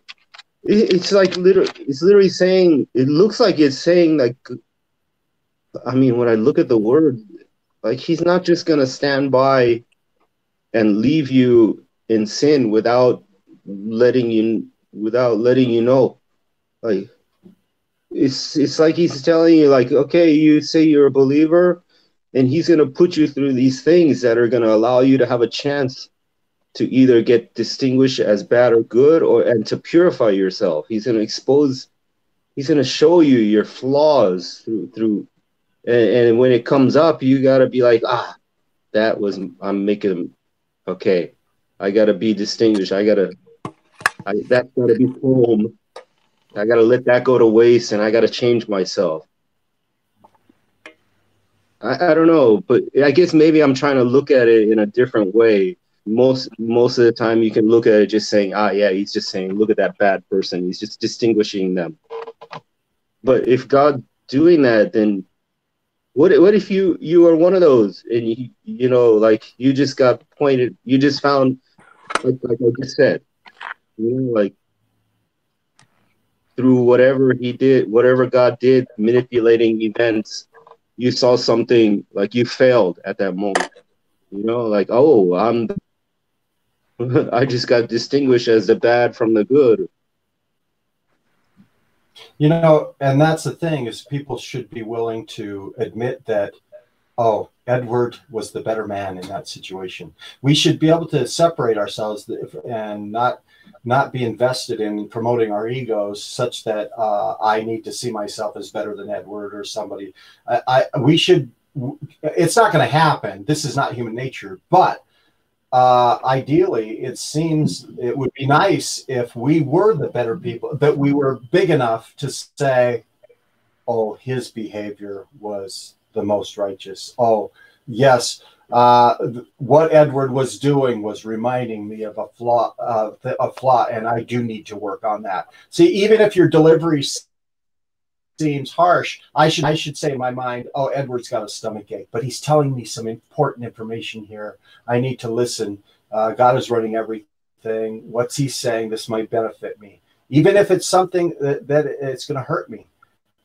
We should look at these things and not just discredit, where somebody's coming from. You may get an understanding about the person. You can change it in your mind to benefit you. You can say, look, there's a kernel of truth in here, and I need that for myself. But inside, you may also learn something about somebody else. I also like to say something. God gave us a commandment to forbid evil and advocate righteousness. So when we all become submitter, before we were not, and now we are trying to, behave the way God commanded us. So it comes with a lot of package, a big baggage with us, and lots of bad habits too. So now what we are trying to strive against our bad habits. So when we remind someone, because we are reading Quran, and of course we recognize, I have a kind of you can say, I lose my temper easily. So I get recognized a few years back. I'm trying to work on it, but still on the circumcision issue come, I yell at my community members 2 times. And that's the best version of me. And it's not like later on I feel proud of myself. I realize it. I repented to God. I went to that person. I apologize. It's just giving me an opportunity, because God is going to put you through test so that he can purify us. And this is his mercy that we go through, the situations we go through, basically trying to purify us. The situation comes, okay, now before, out of 10 situations, I used to lose my temper 7 times. Now I'm losing my temper 3 times. And God willing, one day I will not lose at all. But this is not a one-day thing, because I didn't develop these habits or become a part of my nature in 1 month, a year or 2 years. So I become submitter when I was 32. So I am, it is going to take me at least a lot of years to reach to the conclusion, finally, with praying to God, that God, please cool my chest and cool my temper, so I don't feel that anger in my heart. But when the people say, oh, you have this weakness, how come you are reminding when you look at yourself? I don't agree with that. Because, you are telling me not to follow God's other commandment, 2 commandments: forbid the evil and advocate righteousness. Now, I am, if I am discussing, somebody is gonna tell me it is prohibited to look at yourself, I don't agree with them. This is, I think, on their behalf, they are saying doing the same thing, but little bit nicely. They are aggressing too. They are telling me, oh, don't advocate righteousness to someone. Maybe at that time I'm not in that feeling where I'm feeling anger, but at least if I can give some reminder, and it only helped the reverend, God said. So maybe that person take heed. So you cannot tell person that because you are losing temper, now you cannot tell anyone, you cannot remind anyone, or you can not read these verses or cannot discuss these verses. No, they don't have this right. They shouldn't be saying. Basically, the people, those who have these problems, understanding is better thing. They need to understand, just like family members. If I have my 2-3 children and everyone has a different nature. So I treat them, all of them, differently because of their different weaknesses and strengths. And God has given us many strengths. If you're going to look only on my weaknesses, too bad. Then it's on your part. But I'm believing otherwise. God has given me many strengths. Yes, I have weaknesses, and I'm working on it, and I'm asking God, and I am trying to remind people when I see, and people remind me, and I take it. That's it. But people don't have any right to tell anyone not to do because you are doing this. Masha Allah. What was the last Mhm. part? You don't have any right not to tell anyone. What's that? The last thing she said? Oh, sorry. Just to remind, see, if you are a submitter and somebody is reading the way I understand from Edward, that even the verse he is reading and people are just looking at him, and you cannot remind anyone because you are losing your temper, and you are this kind of person. Oh, They just shouldn't be because you saying lose that your while they temper, see, yeah, okay, it while they doesn't see that this invalidate person is everything you did. fighting with this habit, this person is trying, if he lost it, for example, and this person is going and apologizing and repenting to God, that's when he's on, or she's on her way. So after that, yes, reminder is always good. But telling other person that you cannot remind other person because you have this habit, they shouldn't be saying that. I have something to say on that. I agree. Nobody has a right to tell you you don't have a right to say it because you have that issue. I don't want to you're saying, but it is a fact. It is a fact that if we yell at somebody, they're not going to hear what we have to say. Period. They're just not going to. I mean, so, but they don't have a right to tell you you can't say it because you got this problem. That's you're right about that. But just know in communication skills, we know that nobody's going to hear you if you're yelling at them. They don't hear it. No, I know. But again, my point is, if someone has already realized, right, and they're already saying, okay, I'm sorry I did that, and I understand this is my weakness, reminding is not bad, but telling that person what my point is, that now we can remind you always because you have weakness, but you cannot remind anyone. This is what I was wrong. Yeah, that's wrong. Yeah. They take the verse of I don't even know if it's a legitimate Bible quote. If you have a splinter in your eye, and what is that one? If you have how could you remind somebody about their splinter in when you have a plank in your eye or something? It's just ridiculous that if just because I'm losing my temper, it doesn't mean that what I'm saying is wrong. Yeah, it doesn't exactly. make everything invalid. I mean, my reminder is still correct. Right. Maybe the problem is that you made it to the point to where I had to lose my temper. How about you look at yourself and say, like, why is he losing his temper? Am I so obstinate? Am I so indignant? I think Shazi is talking about most abominable in the sight of God is you say what you not do, or the one that talks about, you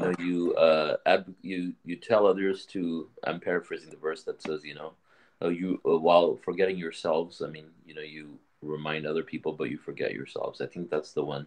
Maybe people would use in situations like that, and I think also we read the fear is the devil's tool. This is another tactic of using. I wondered if it's a fear, like, oh, you're losing your temper, so you need to stop talking. And it's like, oh, so you're shutting down something important because I lost my temper. I need to shut up now. So it's like you're using a fear tactic on me. Most of the time, what I heard was that when we were like a month ago almost on the forum, or a couple of months ago, it was like really heated war of words was happening, and that God even talks about equal response, right? And people aggressed. They started first making the law and everything, and when we said this is wrong, yeah, And then when what people tried, some people tried to say, oh, while you're doing, you think you're fighting for God while breaking so many other commandments. So you don't use this kind of tone when you're writing. And that is so wrong. How do you fight a war nicely? You tell me. If it was, it's God's mercy that we have to fight with words, right? And it's not like we were swearing at people or anything. We were putting verses which are saying, if you don't say this, if you Oh, don't sorry. believe like that, God says you're a disbeliever or you're an idol worshiper, those kind of things. And people have seen like the other people were using personal attacks, constantly personal attacks. And then our own people would say, but you cannot use this kind of tone. We're not debating here nicely to a potential submitter or giving a message to somebody. This is an full blown war, okay, where people are saying, no, this is what God said, and we're saying, no, God didn't say this. So it's like two armies were clashing, right? How do you behave while others are attacking God and basically fighting God and his messenger, and you're standing up for the truth? And people say, oh, you're breaking so many other commandments, you think you're so righteous that you're fighting for God. I think what Shazi meant is that kind of behavior, Yeah. even though, yeah, even though that, and I agree with her that if let's say if I have a personal weakness, that's my personal weakness, that's between me and God, and I'm working on it, and I have highlighted it so many times to other people, but doesn't stop me from the what is the truth in the Quran and to uphold that and advocate for that. You know, that is a whole different issue. While you're saying, oh, look at you, you have such and such weakness. We all have weaknesses and we all will be trying to purify ourselves till the day we die. But doesn't mean if blatantly blasphemy is happening, and then I just say, just because I have one weakness, I don't have the right to even stand up for the truth. This, Exactly. Um, Mashallah. right. Mashallah. I want to say something before I forget. Sorry. Go ahead. 3168, and I see. Okay, this is like after the war, right? The verses we read, there was a war and they made some mistakes, and then afterward it starts to talk about it. And when we get to 3168, so if first of all, if we're not in war, we don't go and fight disbelievers. There's nobody dying on battlefields. But I do Mm-hmm. see that there's fights going on between right and wrong and good and evil and truth and falsehood. And it's like a verbal war, a war. It's a war of the hearts and minds and souls.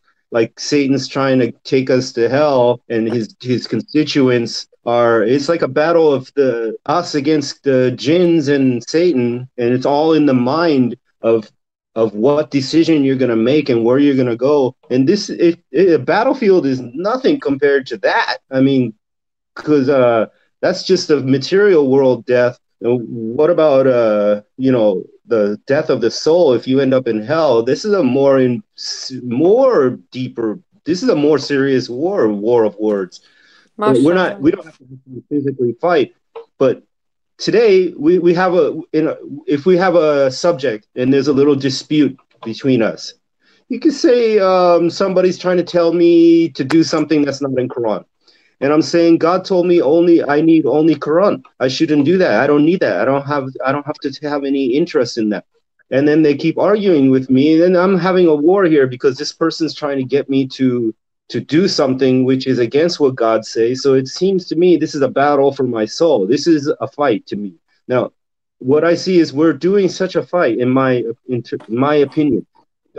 And then we have people who are literally doing 168 right now. They said to their kinsmen, as they stayed behind, had they obeyed us, they would not have been killed. Say, then prevent your own death. So these are people who, during the battle, they didn't go. They just stayed and let those believers go and fight on their own, right? And they stayed home, and they were still thinking like we're believers, but we're better. Those are foolish believers going off to fight. Those morons, those dummies. And then they stayed home and said, we're better than you. and they sat there maybe, but these guys are over there, you know, shedding their blood on the battlefield, and here you are just mocking them and putting yourself up on a pedestal, but actually you're lower than them. And it seems like people today are doing this to us.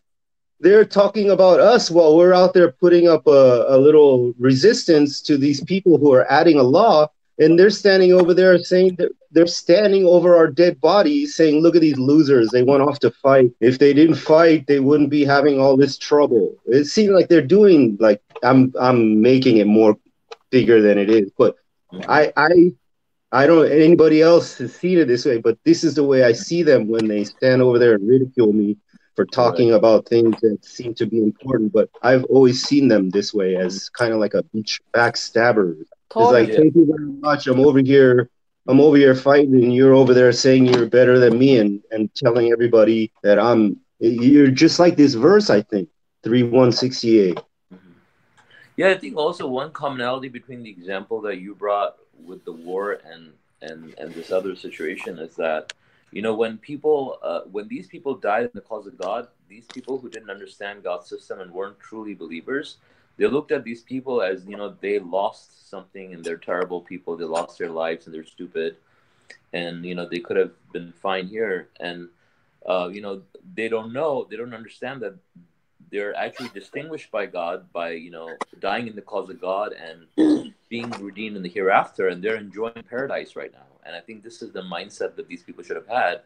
And I think the same would apply in a situation where the war is not physical, because, you know, if you're fighting whatever way, you know, mind or soul and heart, like you said, I mean, you're striving in the cause of God, and you're earning a lot of credit. And, you know, God, and if you're getting persecuted along the way, and, you know, by people, you know, whether you're being evicted from your home or losing your family and your children or your tribe or, you know, your parents or whatnot, or, you know, all of these things, you know, are part of a persecution, whether now or during the time of the war. I mean, those are not things that you can equate with, like, bad things happening to you and God's retribution, you know, God's wrath and things like that. I think that's what the other verse says, you know, they equate, you know, people's persecution with God's retribution. So definitely, I think these are two separate things, but I think you just need wisdom to understand, you know, these verses when you know, situations like that arise. You know, I'm examining this whole thing, the war and fighting with words and stuff. I don't know about it. You know, if you're going to present this notion of fighting, beware sacred months, that if we're calling this fighting, we can't do this during the sacred months. So this, for war. What? No, the sacred months is for war. You cannot fight. Oh, no, fighting. No, you just said that. I don't see that. But you made that distinction. Fighting, if I look in the Quran everywhere where it says fighting, to me, seeing it be physical. It's a physical thing, fighting. Mm-hmm. It says that if they attack you during the sacred months, you can fight them back. So, okay, that's fighting. See what I'm saying? That's no, but I'm making a distinction here. I'm saying that I don't know for sure, but I just want to make sure my point is understood. I think fighting. I'm saying that, like the messenger said, there's no fighting. It's all mental now. It's all mental. There's no fighting. I'm saying a point. I know you don't agree, but I don't. I'm not trying to. Go ahead. Let's hear him out. Well, I know you have a. I know I'm bringing a totally different point here. Everybody here thinks there's fighting and we're in a war, but I'm saying that as I've examined the Quran, it appears to me the words fighting has to do with raising your hand. It's a physical thing and I think it's worth looking at. That's all I have. That's really was my point. And I was thinking that if it's a mental thing, if we're not fighting, it's a discourse. I think you're saying that. I'm saying that it's worth looking at, that we may have, it may be a problem to see this as a war of words, that we are in a fight and all of that. Maybe that's part of the problem, because see, if it's all mental, we're trying to force somebody to understand. When God controls the minds and forcing things, it changes the perspective. So I'm just looking at that, but I think it's tells you that you must circumcise because God said so, and that's a religious practice of Islam. Is that not a fight? Is that not trying to take you to hell? I agree with you. I say yes. I think look at the definition of fighting. What is a fight? I did, and I did. I looked at the definition, and it's physical. Barely, it does have some lower meanings, but the first several meanings are physical. They're absolutely physical. And so do you think it's a very... Wait. Can I say something real quick? Sure. Check the Quran for the words strive and resist, and then go look up the definition. And it has the definition is in the word is fight. Strive against, resist. It's interesting because then you see like, oh, fight is not always physical. You can fight back tears. You can fight off oppression. Here, fighting says to contend in battle or physical contact, to engage in boxing. And so then the secondary one is to put forth a determined effort. But putting forth an effort isn't nearly the same spirit as fighting. And if you just look at it, anyway, I think it's worth looking at, because I thought maybe that has clouded our understanding by just wording it in terms of war and fighting, when maybe there is no war anymore. It's all discourse. It's all, bringing up presentations and that kind of thing. Just an idea. I don't know.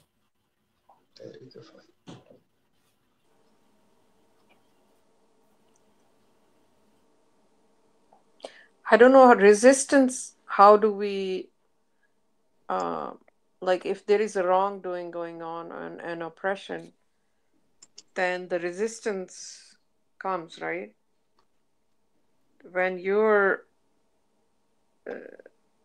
resisting against something like that with full force, I think that is a kind of a...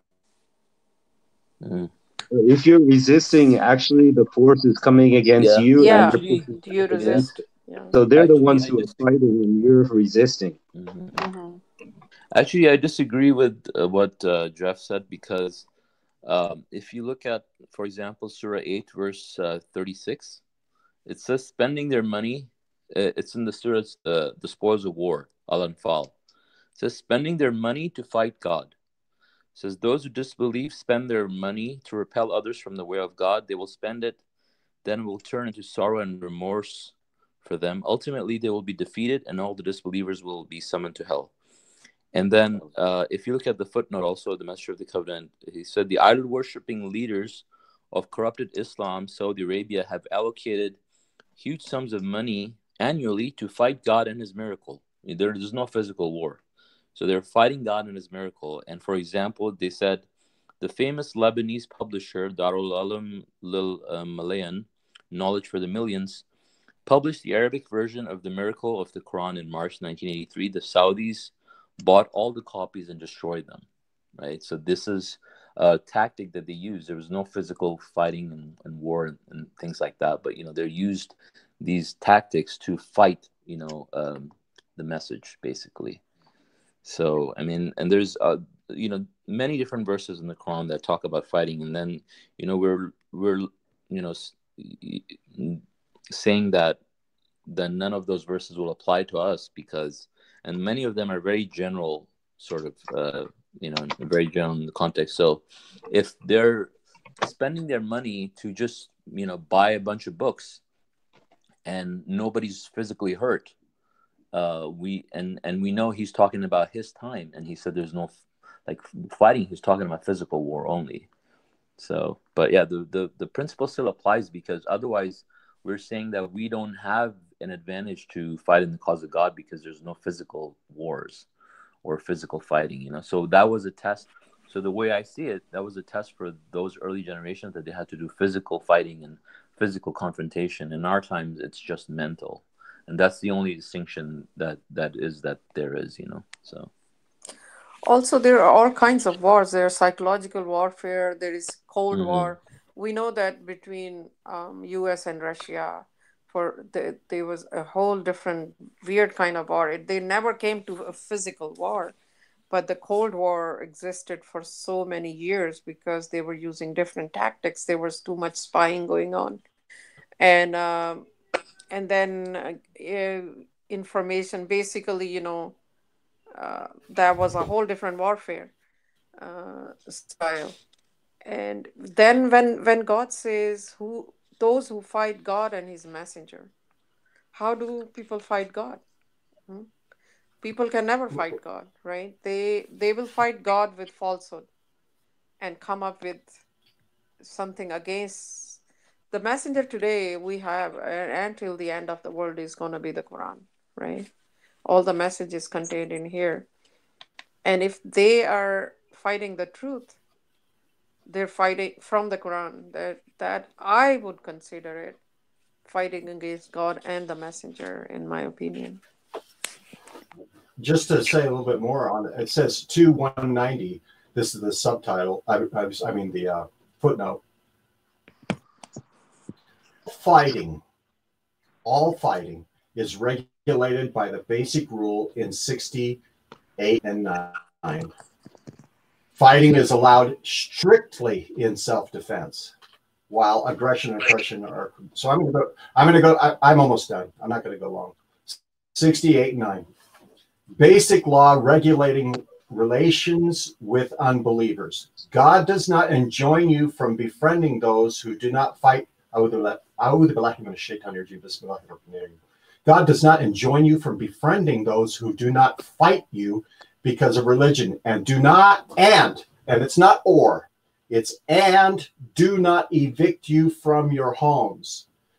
You may befriend them. I mean, there's a physical action to it. There's a you physically out of your homes. They are aggressing. This is law.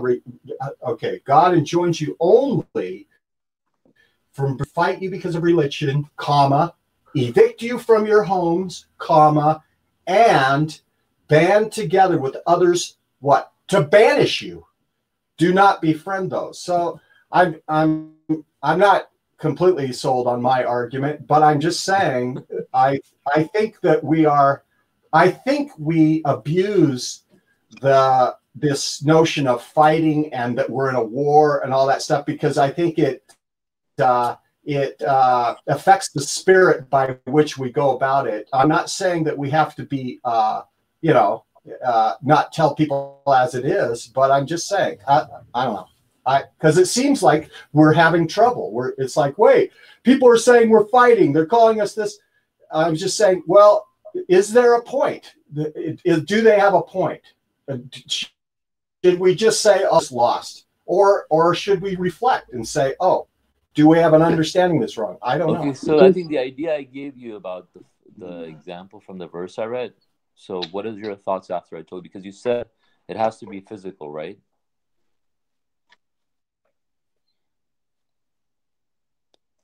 Can't hear you. I think you're on mute. Yeah, I saw, and I just gave you another footnote is what I said. And it said all fighting is regulated by this. I'm just saying that context matters, and that, yes. So I'm saying in relation fighting, to the footnote. I was too. I just showed you another footnote. I showed you another. I understand what you meant, because I'm saying it said all fighting. It said okay, but all how do you explain fighting. The verse I read? I'm saying to you, how do you explain the verse I just read? All fighting. I just said it.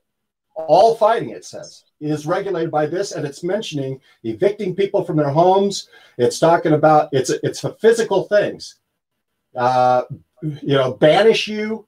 This is what's regulated here. I'm just saying, how do you do that? I agree with you, but how do you do this on the same? It's like, okay, how do we balance the fact that this is saying all fighting? Yes, and Jeff, how do I look at the fact that God says that in the verse you said in the footnote as well? So what do you define of circumcision if you don't think it's fighting? I don't think I'm saying that by calling it fighting gives too much. We lose the right spirit of it. For example, we think that we're going to change something by giving them the correct little bomb. It's like, hey, I got the perfect response. Bam! I'm going to do that. It's this. It's not a type of a war of the mind, more of like psychological warfare, where, well, how might I get my point across in this most effective way? It's not. It's at a higher level. It's like bring it down to a baser level when you consider it in war and fighting. It's, if you think of it in terms of opposing. I'm opposing it. I am presenting a counter argument that is strong enough to overwhelm them. I will bring proof that shall convince everyone. This type of war, not the well, I'm gonna beat this person into submission with the perfect response. That kind of a thing. Okay. One thing you were saying is some of the people who ridicule us for like you and I, and for discussing, or you don't like to say we're fighting, so I don't know what word you would use for we're opposing this adding a regulation to the religion. Some of the people who ridicule us and look down upon us and have low regard for us, and they don't do anything, but they look down upon us. Mm-hmm. And they keep silent. They use the same. They came up with the same interpretations that you have. So and Jeff, I don't know why they. Sorry, Jeff. They use them to put us down. Yeah. Jeff, what was the verse you read about all fighting? That was what was the footnote? It was the footnote to 2:190, rules of war. Right. Rules of war. Okay. So basically that verse is saying that it's talking about war. Obviously that's what the subtitle says. And it says you don't fight wars unless you're physically attacked. So you fight back in self-defense. Right? So we were just using the word war. That's what I'm talking about. We're saying the word war in our conversation. So when he said a war of the words, it's not the same as, he's not saying physical war, obviously, right? We both understand that. War of words is not the same as a physical war. Wait, it says rules of war. I think we're abusing the word war. That's what I'm saying. I'm saying we can't force people to see things the way we see it. War, but you didn't say war, you said fighting. Yeah, I'm saying that the fighting, when I was looking in the scene, that fighting, it was in the context of physical. And I may be wrong. I went through it quickly, and I was thinking, wow, a lot of this seems to be physical. So I'll concede that point. But my point, I still hold to the point that there's abuse of this, because I think that it violates the principle that people that we cannot control people's minds. We cannot convince anybody. It violates. It violates war. You cannot convince anybody's mind.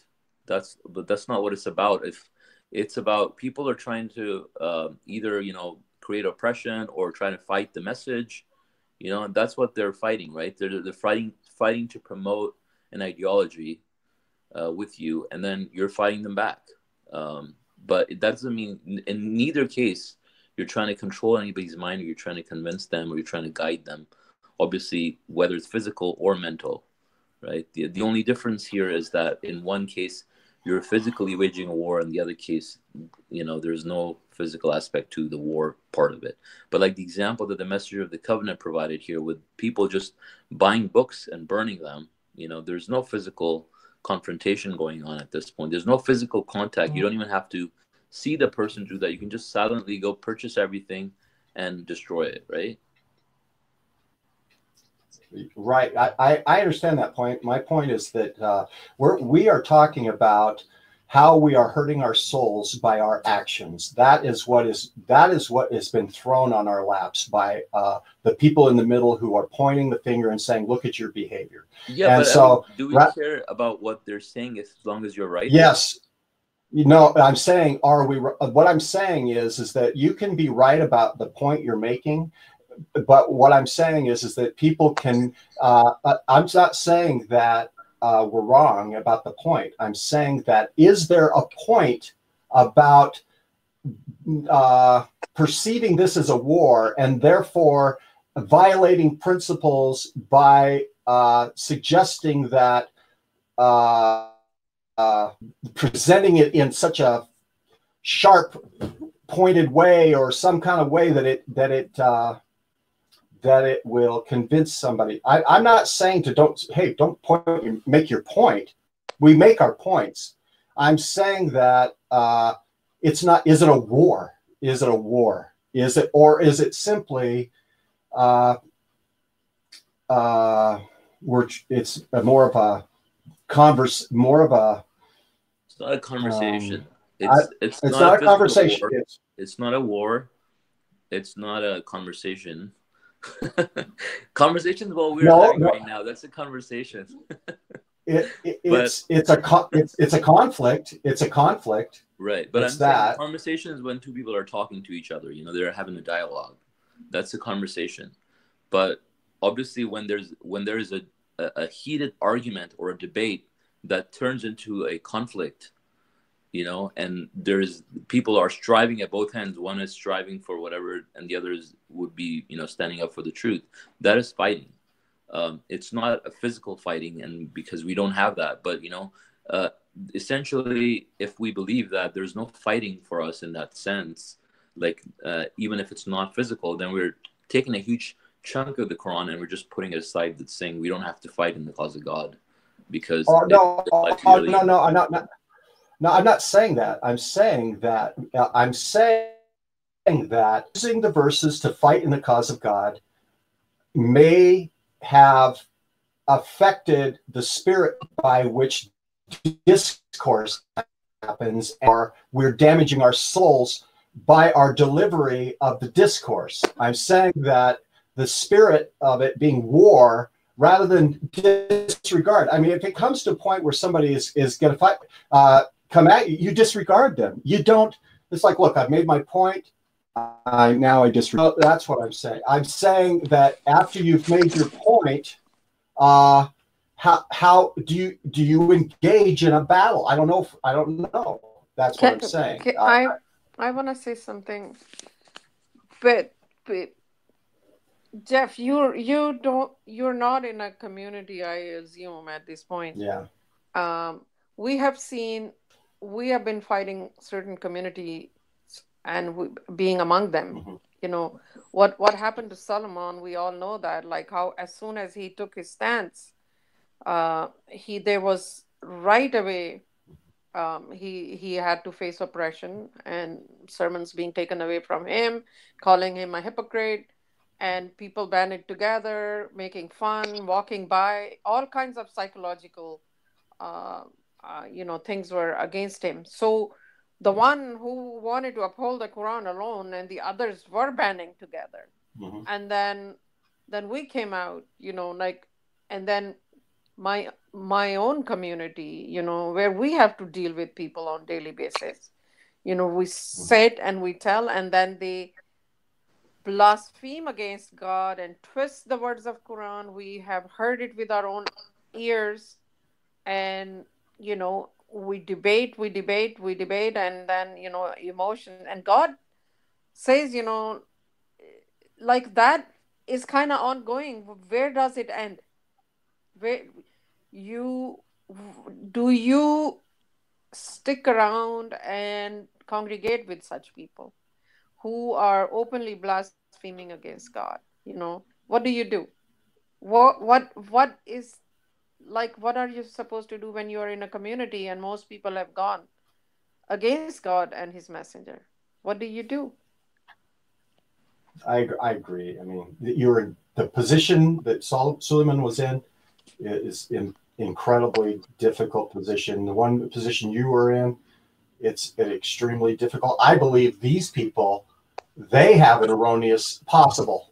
I'm saying that they're affected by this notion of warring against and forcing people to have the same beliefs, and this notion has been exaggerated in these communities as well. And so I feel like that you guys are victims of this same type of thinking. And I was just suggesting that it's possible that there's some tension of understanding that they've used against you, and then we try to use it as well. And I wonder if it's benefiting our souls. That's the main thing. Yeah, I disagree with. Yeah, I mean, it's not the problem is not that they misunderstand what fighting is. I think that's fine, but the problem is obviously they don't know who's they don't know who's the one fighting the message, right? They think because their point of view is right, they look at people who don't agree with them as the ones who are fighting. That's the distinction. That's pretty much the distinction here. It's not the fact that they understand fighting can be verbal, And also they have used all kinds of tactics against, brought up personal things, personal issues to make a person look like a monster. And, they did not even stick to the point. And they tried every kind of emotional and other things bringing out, and to make people disqualify this person is even able to take a stance against for the truth. That was the whole point. Yeah, that's nothing but credit for people. That. Oh, go ahead, Edward. Go ahead. I think that I'm not trying. By the way, I'm not trying to fight with you, Jeff. I'm just going back. We're just discussing.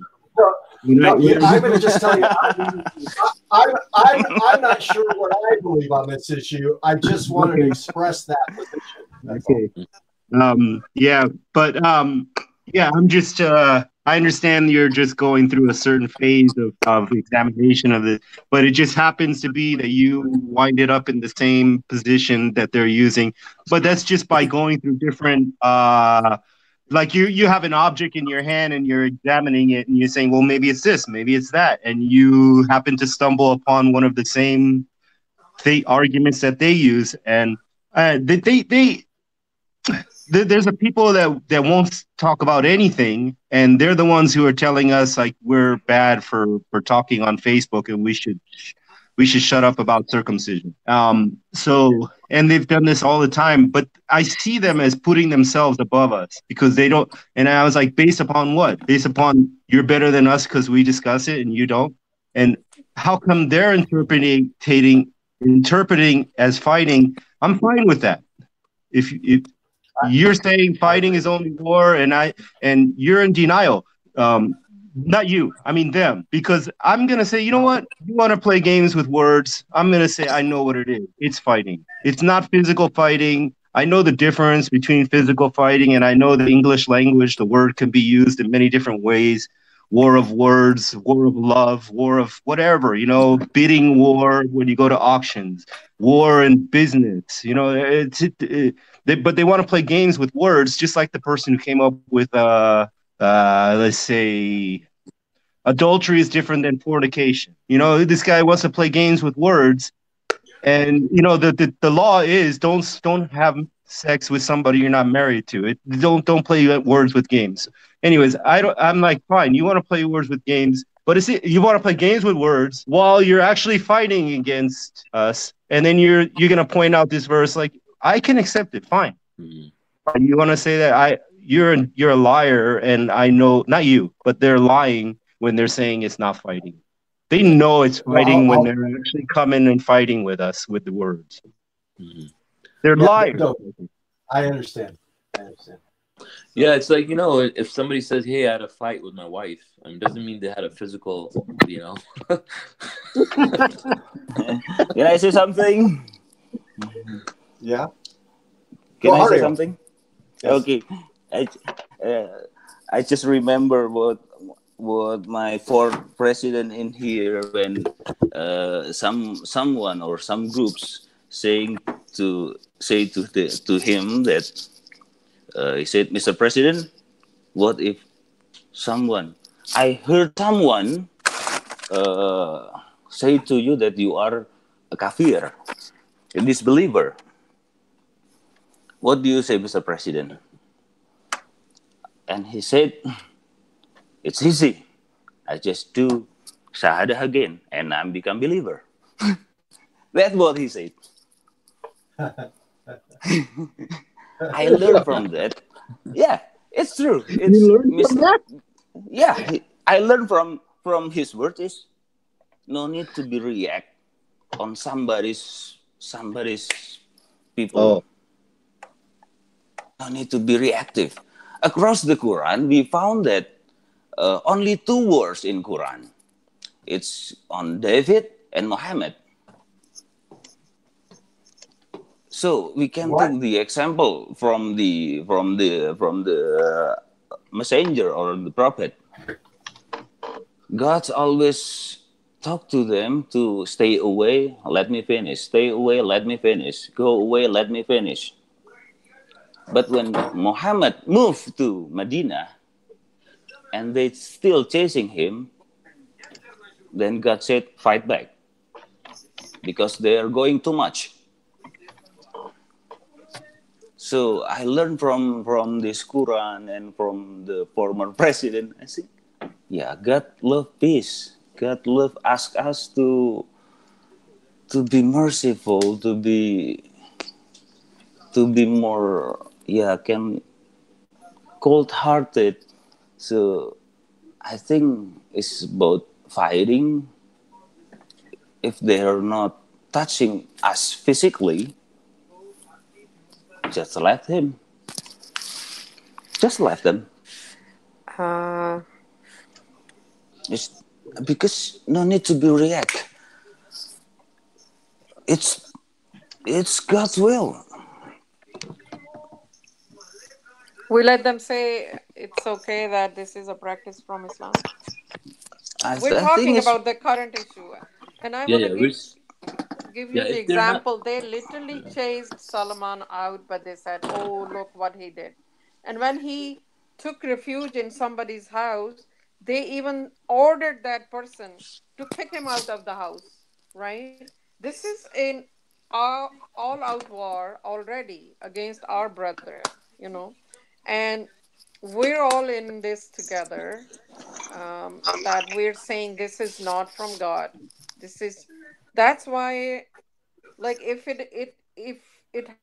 oppression and this kind of stuff happens to one of our brethren because of God, then we cannot sit on the fence and watch it. Then we all have to show resistance, and especially when your own community is divided. And they joined them. They actually banded together.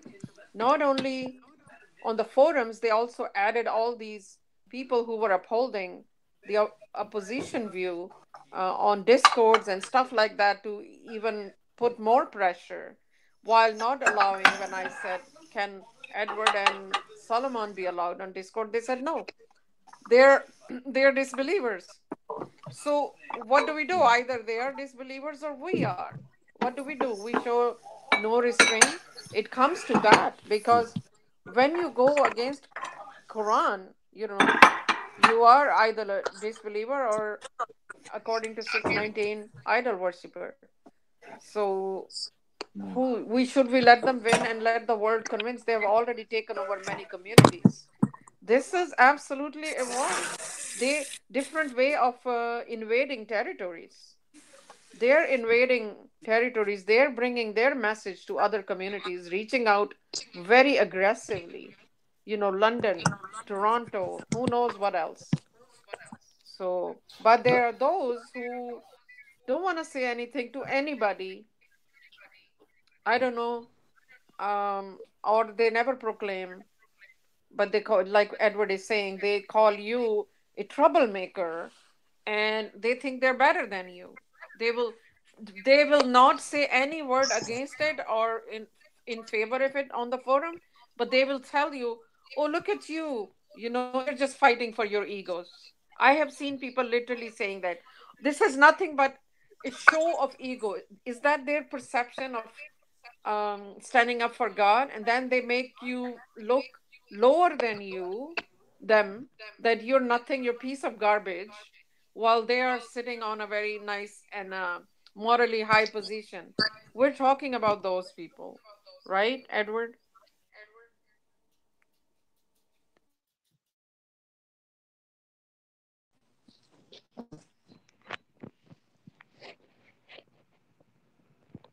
I think Edward might be on mute. Who put Edward on mute? That's a ground for war. Gone for war. I'm sorry, it was echoed by He's me. going for more. So be patient. Wait him. Yeah, no.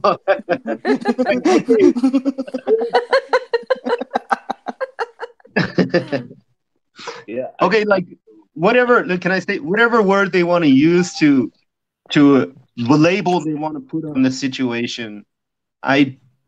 It seems to be like a negative interpretation and a positive interpretation. So they don't say anything and they don't do anything and they're better. And we're on Facebook or we talk about circumcision, so we're lower than them based upon that. And how is that a right way? Is that a right barometer of judging righteousness? Is that the correct ruler? Like that's the correct ruler for measuring righteousness, is that you don't say anything, so therefore you're better.